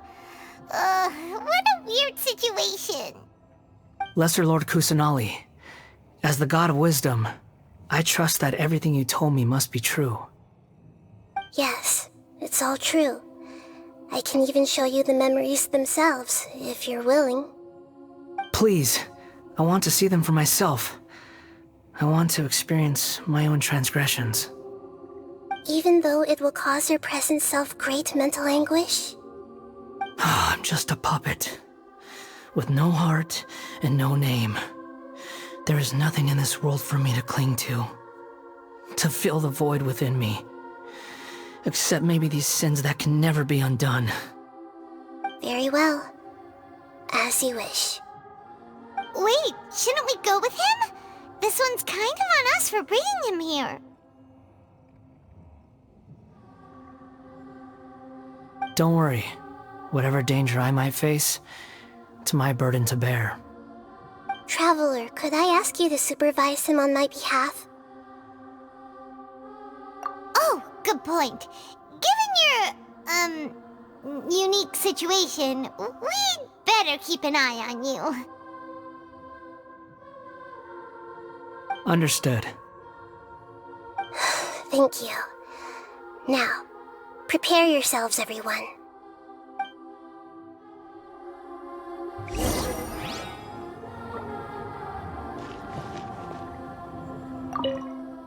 No matter what lies ahead, I'll face it. Whatever it takes. I'm just sorry that you have to join me for the whole thing.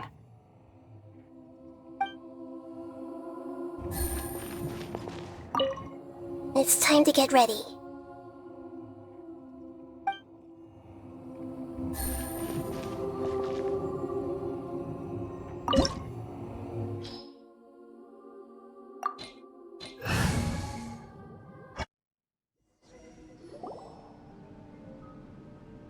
This looks like Inazuma.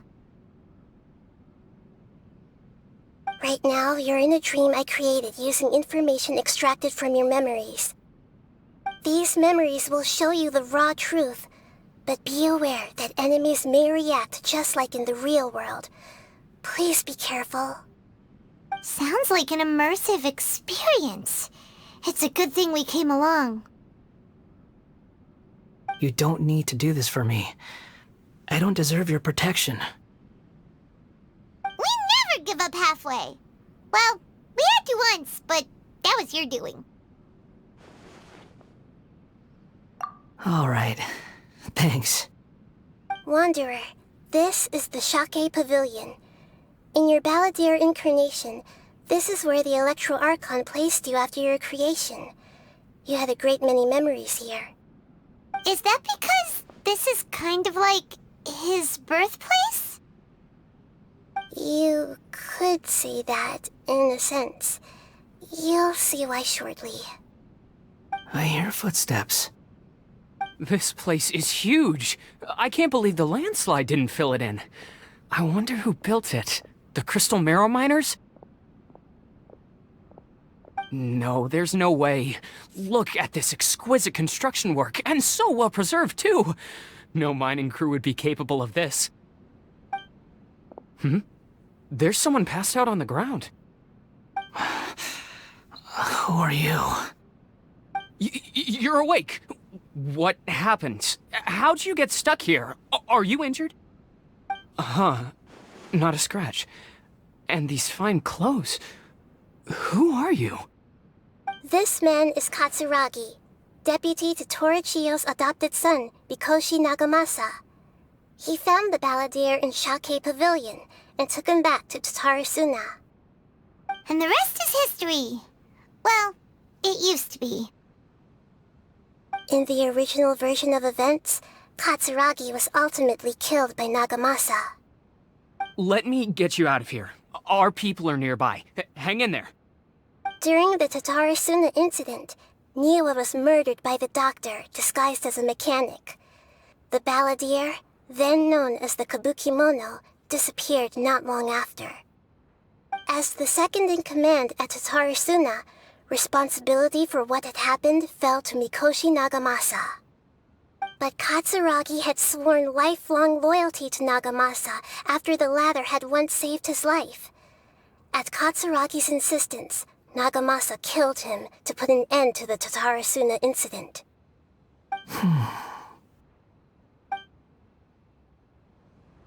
Katsuragi seems like he was a good guy. He looks like a warrior, but he has a kind face. Why couldn't he live a long and happy life?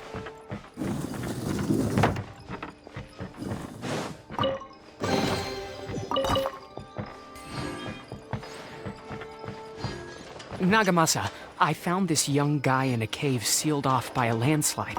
He doesn't remember his name. Well, we need to call you something. I hear the workers are calling you the Kabukimono. That's fine with me. Katsuragi, report to Niwa. Tell him we have someone new joining us.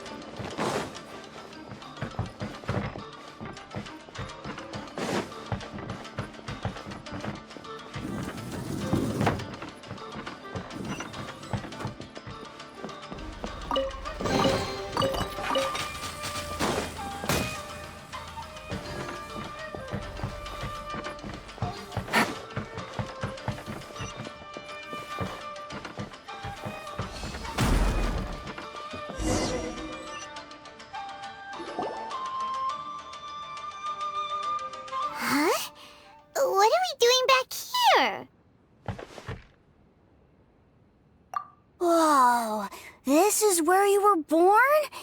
It's pretty, but there's nobody here.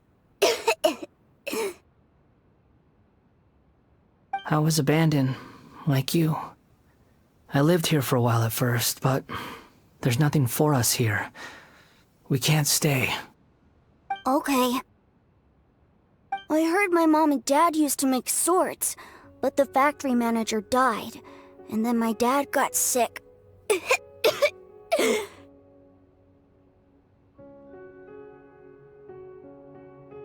kept coughing all the time, just like me. Then Mom started coughing too. But you can't. You promised me. Yup, we're family now. We're gonna be together forever and ever. This child didn't have a name. Or rather, the balladeer didn't know what to call him. His father died before he could name him. After his mother died, the child stayed in their straw hut alone. Some of the neighbors helped to raise him. After leaving Tatarasuna, the balladeer ran into this child who didn't have a name, just like him. They made a promise to live together. What happened to the child then? He died from his illness while he was still very young. The balladeer came home one day and found that he had stopped breathing. Hey! What's wrong? Say something! You promised me we could be family! You're no different from Niwa and all the others. You betrayed me too.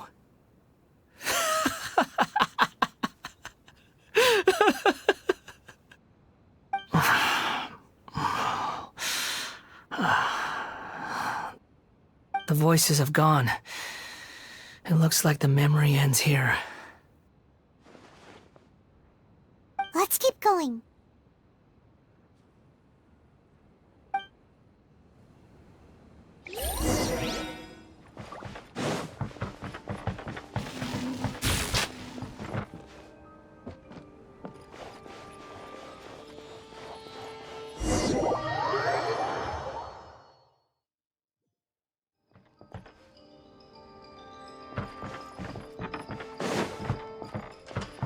You do realize you're blocking my path. I come not to obstruct you. I've been waiting. What you are truly is a weapon. One that could be wielded with an iron will. Or you could continue to drift aimlessly. Are you trying to win me over?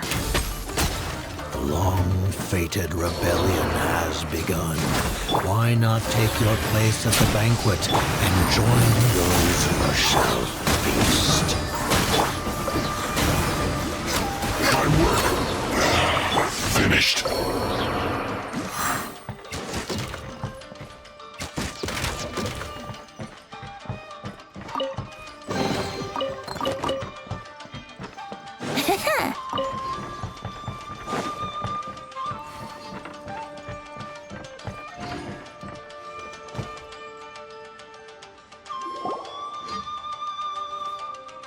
This place is dark. Paimon knows this place. It's the Delusion Factory in Inazuma. In the original version of events, the Traveler once encountered the balladeer here. Such a creepy atmosphere. And so familiar.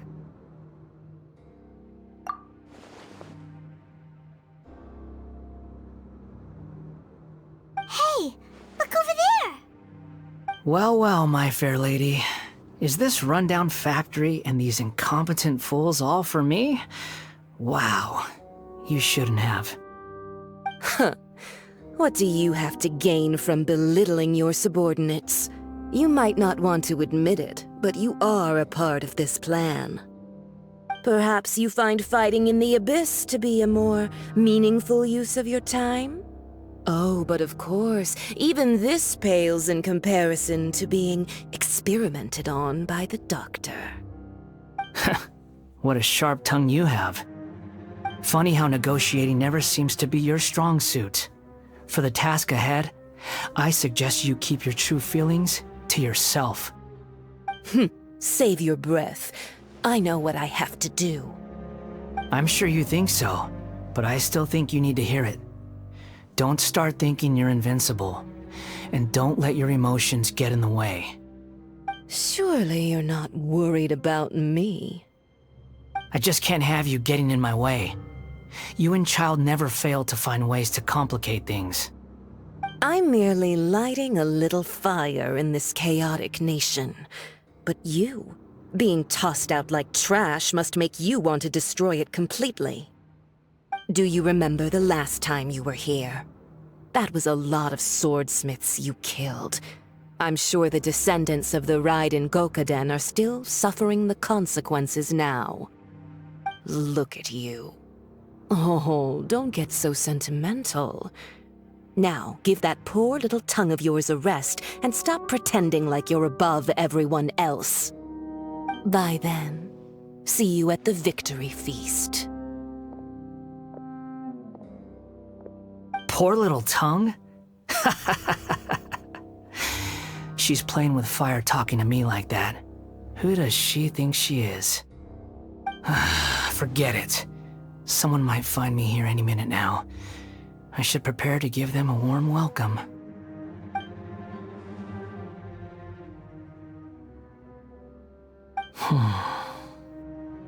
The plot does not end here. There is more of this story to come. Wanderer, are you able to continue? Yes. Please don't worry about me. Why are you staring at me in silence? Can't you think of a nicer way to express yourself? I'm under no obligation to be nice to you. Besides, I thought nothing mattered to you except results in your own interests. Isn't that right? Witch? Muddle-headed puppet. You're only number 6 because you can take more abuse than other humans. Do you really count that as an asset? You're about as much fun to be around as a raging inferno. But before we murder each other, it'd be best if we finish our duties. Here comes the catch. Let me amuse myself a little. Let's light it up! Look at me. Let's play! Can't run from death.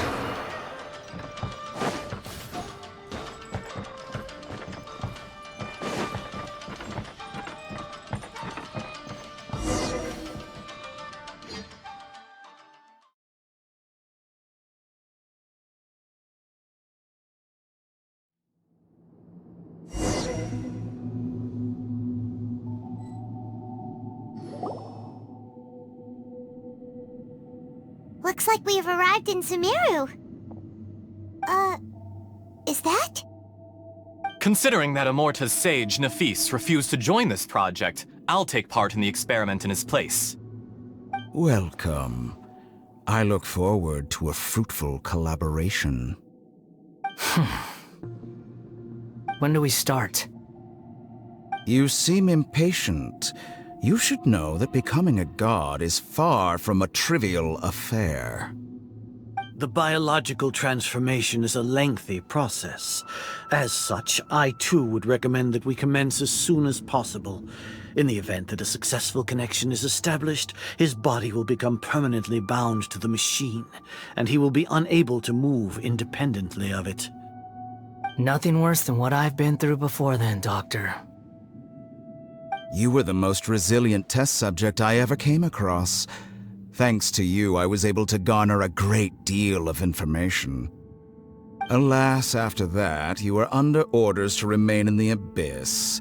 We barely saw each other, and it became difficult to further refine the knowledge I had gained. That was gracefully worded. Ever wonder what they think if they knew that nothing matters to you, apart from your crazy experiments? I suggest you speak to me in a more respectful tone, Scaramouche. The mere fact of your utility does not make you indestructible. The doctor again? That was uncomfortable to watch. That person gives off a very sinister energy. It's normal for him to give you the creeps. He scares the bejeebers out of Paimon. Let's move on.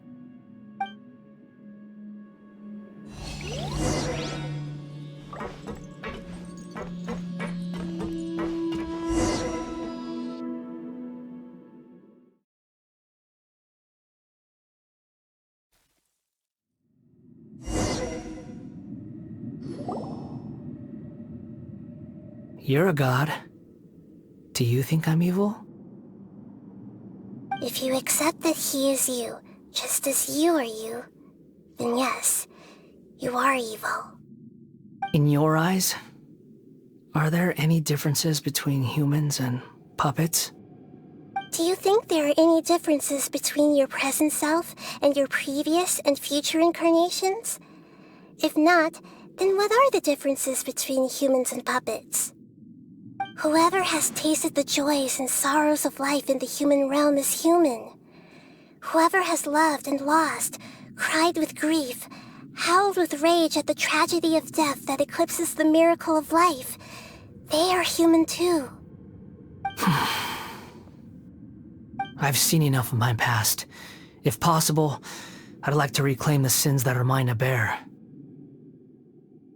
No matter the consequences, I won't run from blame or punishment.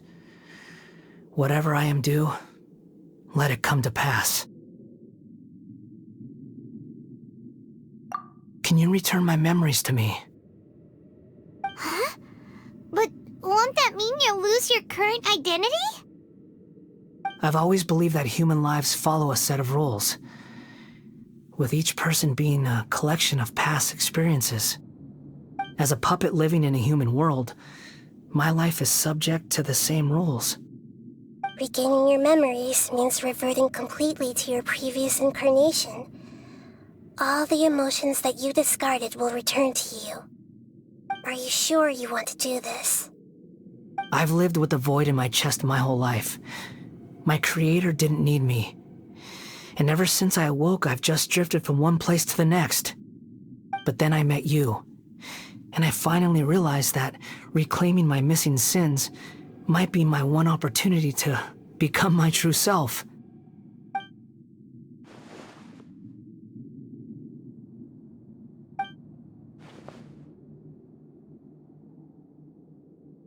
I've always felt I have an innate tendency to yearn for something more, in a way that goes deeper than for most people. But for all my soul-searching as a Shugenja, I've never fully understood it. Looking at it now, it seems that I brought this curse upon myself.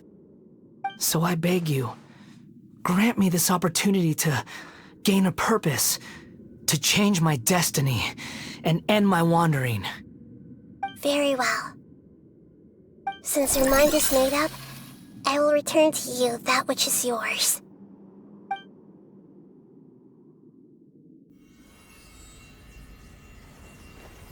You have made your decision. Now, take this.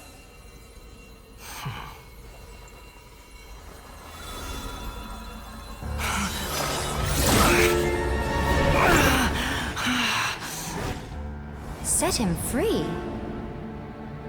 A puppet? What's he doing here? You're a human as far as I'm concerned. Everyone's here. Wonderful. What a fine blade. Nagamasa will be thrilled. This is my...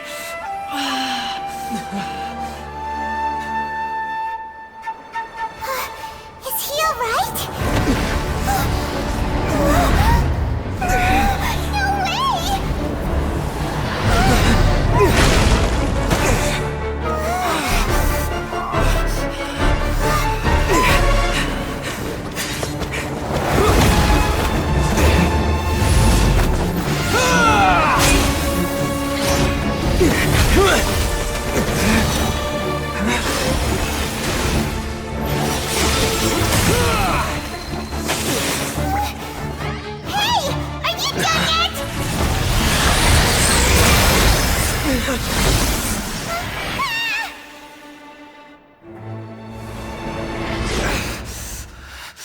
All worthless dross will be purged. That's why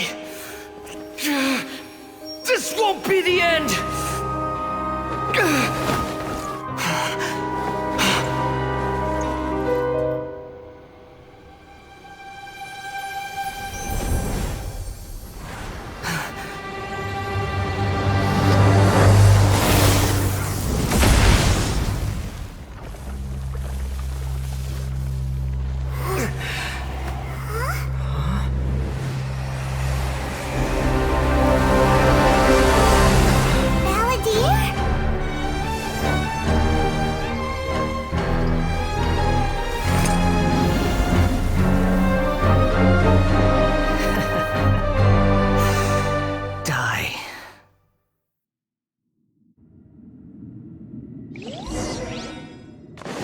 This is trying my patience. Have you got all your memories back now? Have you got any more stupid questions? Be more human!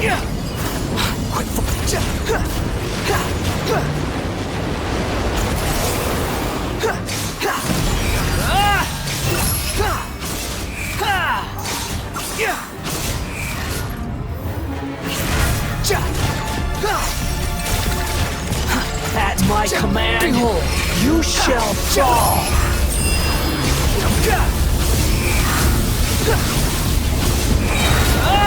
Bow your head! Insignificant pest! Squall and fury!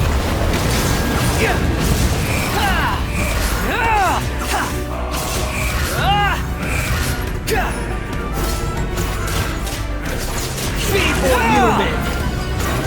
Behold!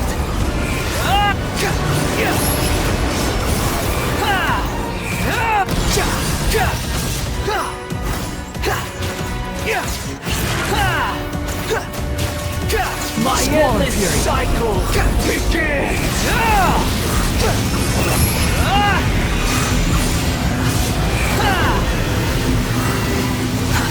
Too slow. The wind rises. Insignificant pest!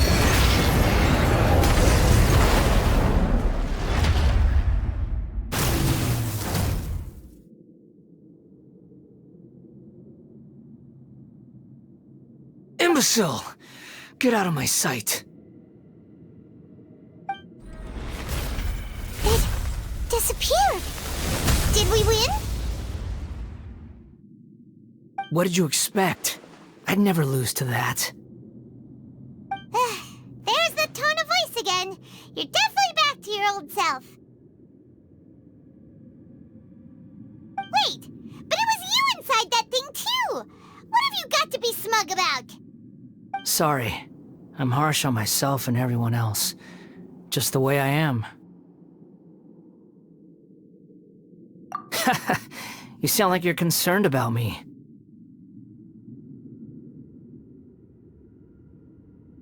But don't worry. Thanks to you, even if I didn't change a thing, at least I now know the truth. The memory recovery seems to have been a success. This dream has served its purpose. Come on. Let's continue this outside. Welcome back, Traveler, Paimon, Balladeer. It feels like we just went on a really long journey. Paimon's exhausted. You don't like being addressed by that name? It's fine. But I was just thinking, I should probably change it. After learning about everything the doctor did, there's no way I can carry on using a name connected to him. I'm not planning on returning to the Fatui, and they wouldn't take me back anyway. Recent events will have affected a lot of people, and they might not even remember who the 6th is. So, you're quitting the Fatui for good? It's like you said, Lesser Lord Kusanali. Everything may look futile, but it wasn't completely meaningless. At least I made a lot of people forget about me. But that doesn't mean your own past has disappeared. Of course. And your main goal, for which you gave up everything you had, you weren't able to achieve it. I hope you can see and understand that. Changing the world, changing the past, changing the fates of other people, these are not simple things to accomplish. What you are looking for is complete annihilation. But this is just a fantasy. Even if the Balladeer is removed from existence, the world will not heed your will. Indeed. How ridiculous. Do you regret doing all that when you've gotten so little in return? Even if I'm completely worthless, there's nothing in the world worth regretting. Lesser Lord Kusanali, You purposely left that information in Irminsul, didn't you? Yes, and I took pains to make sure that you'd acquire that information naturally. Why would you go to such lengths? You trying to win me over too? In all honesty, your past experiences have made you a useful asset to Sumeru and to me. Winning you over was indeed a part of my plan. But before that, I wanted to tell you the truth about your past. If all I wanted to do was use you, then I'd be no different from the doctor. Very clever. I guess you could say that's one of my virtues. Utility to others is what gives me worth. So if embracing my sins is what it takes to make me useful again, so be it. Oh right, I almost forgot. You're the good guys. You're into justice and all that. Sorry if I have a slightly different perspective on things, but I don't feel like I've been duped. The wisest leaders are fated to end up with the best helpers. I can live with that. I'm glad you're able to think of it in that way. Traveler, in the future, I'll continue to search Irminsul more deeply and see what secrets can be uncovered. Including the beginning of your twins' journey recorded in Irminsul. What exactly happened before and after that point? I want to know as well. I will try. Traveler. After I dove into the information torrent in Irminsul, why did you go to Inazuma? So that's how you found out whose fate had changed. And how. Well, whatever your reasons, you did me a favor. And I'll do everything I can to pay it back. Borrowing and returning are the only real relationships between individuals. I'll balance the books one day. Don't you worry. That's not true. A relationship between two people is not simply a ledger that can be reset to zero. I think deep down you realize this. People who show up in your life don't just evaporate like water drops and leave nothing behind. There is no such thing as balancing the books. Some things in this world can never be brought back, and they can never be changed, which is why there is emotion in the human world. Everything that you feel is real and lasting, and whatever is missing in you will not be made whole. To be human is to live with imperfections. You can choose whether or not you want to be human. But humans can't live without a heart, can they? Anyway, I gave up trying to become a human a long time ago. You understand what pain is perfectly well, even without a heart. You're just bearing your feelings. The past is set in stone, but you can keep moving on. And the longer your future lasts, the shorter your past will become, until one day, it is but a tiny fraction of your life. Sounds like you've got a future planned out for me. Everything's ended up being pretty darn complicated. Paimon doesn't even know where to start, but the most important thing now is that you need to follow Nahida. Otherwise, all our efforts will have been for nothing.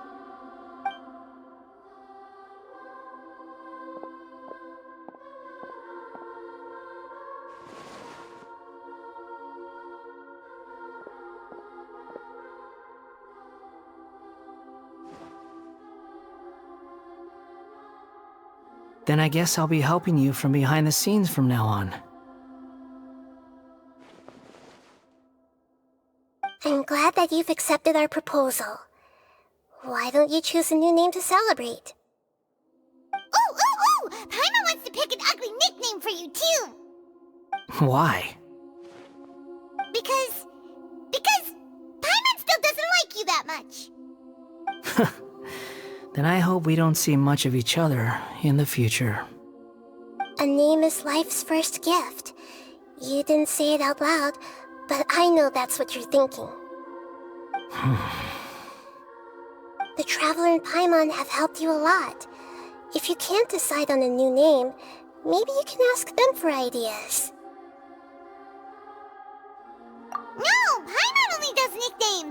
if it's a serious name you're after, it's all yours.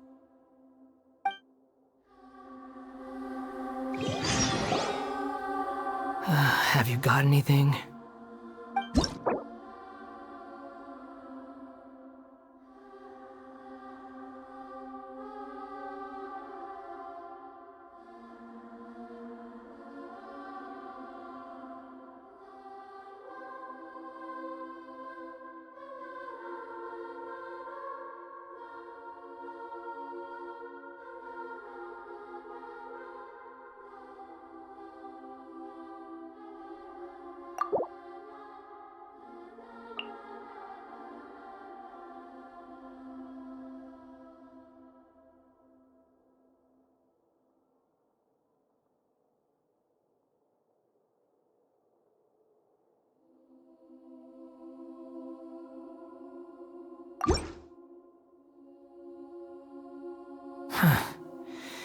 I have no need for these names anymore. Okay.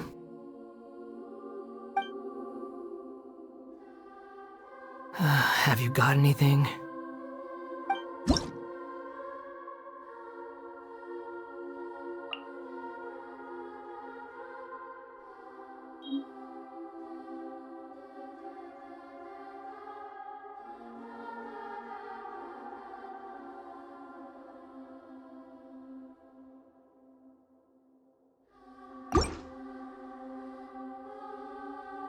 That won't work.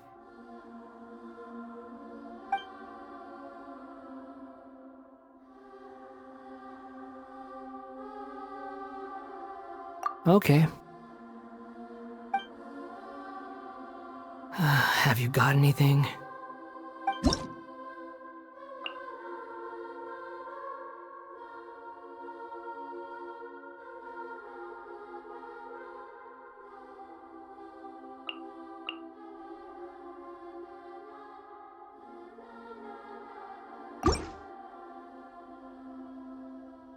This is a bad idea. Okay. Have you got anything?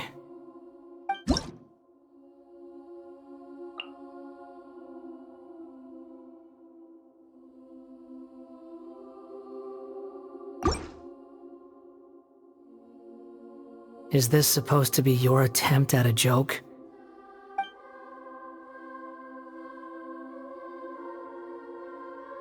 Okay.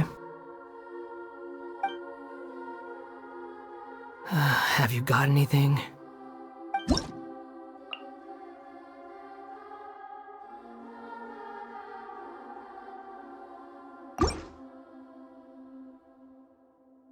You can't be serious.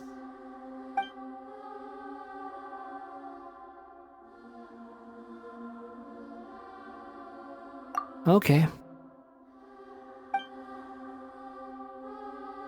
Have you got anything?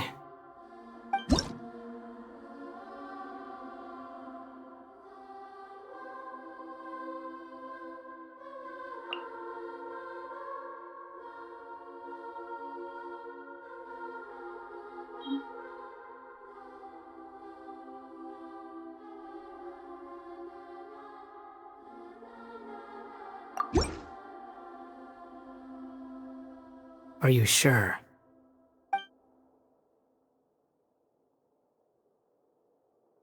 Oh, all right. If you say so.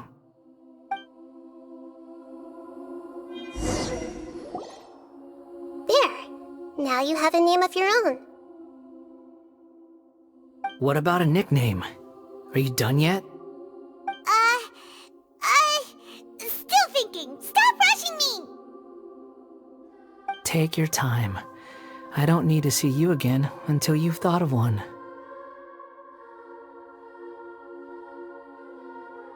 Everyone who manipulated me and made me suffer will have to pay the price. You mean the Fatui? The doctor, at least. Now that your stance has changed, I believe your future path will change accordingly. But it won't be immediate. You still need some time to compose yourself. One more thing. There are still some descendants of the Raiden Gokuden living in Inazuma. Some of them know. Well, they ought to know about the connection between Raiden Gokuden and myself. I don't plan to leave Sumeru for the time being. If you see them in Inazuma, please tell them that I was the one responsible for the Raiden Gokuden's downfall. Even though the events have been erased from the world, they still deserve to know the truth. I see. That is up to you. Huh? But if we do that, then... It's fine. Let them stab their blades into my chest if they so desire. Maybe that's how it always should have been.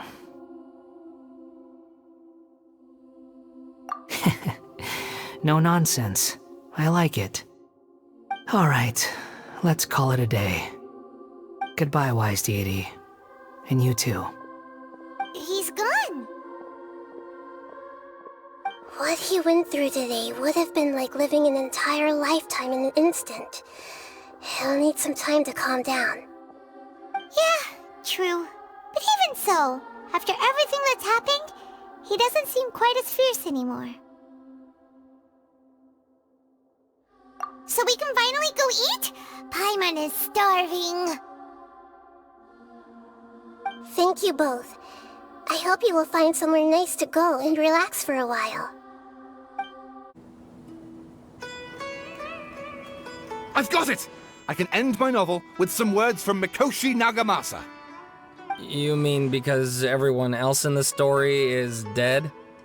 Yeah, I heard that Mikoshi Nagamasa died at a ripe old age. He's the perfect fit to be the narrator of the epilogue.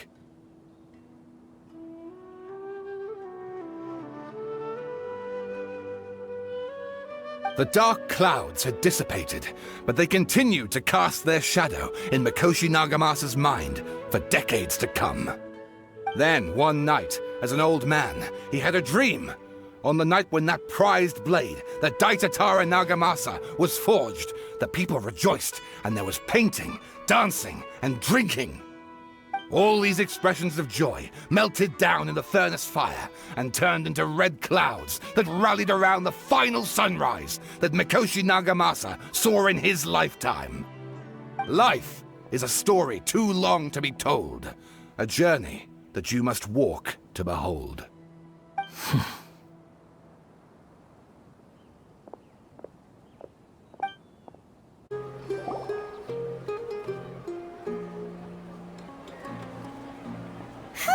It's about time we had a break. As soon as you stop, all the tiredness and hunger comes rushing back. Wow, great! Huh? Look at the vase. Did someone break it while they were cleaning the room or something? But Paimon doesn't remember there being a cleaner.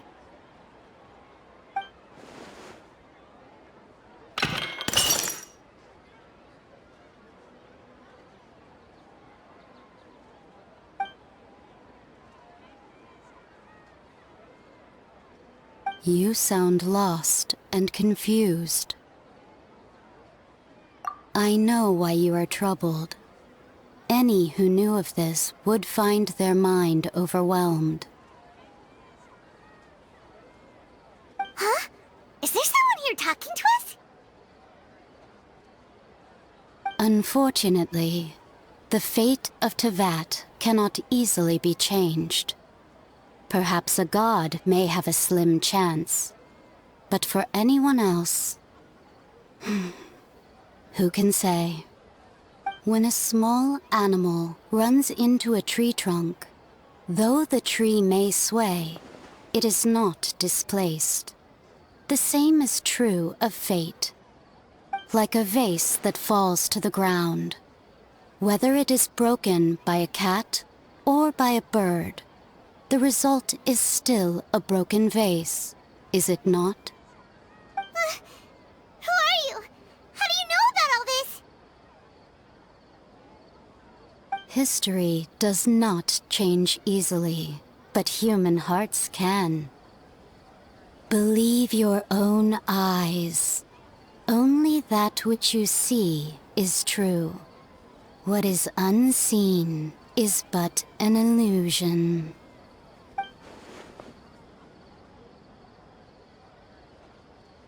The voice has disappeared. And who the heck was that? And what were they doing coming out of nowhere and saying all that scary stuff?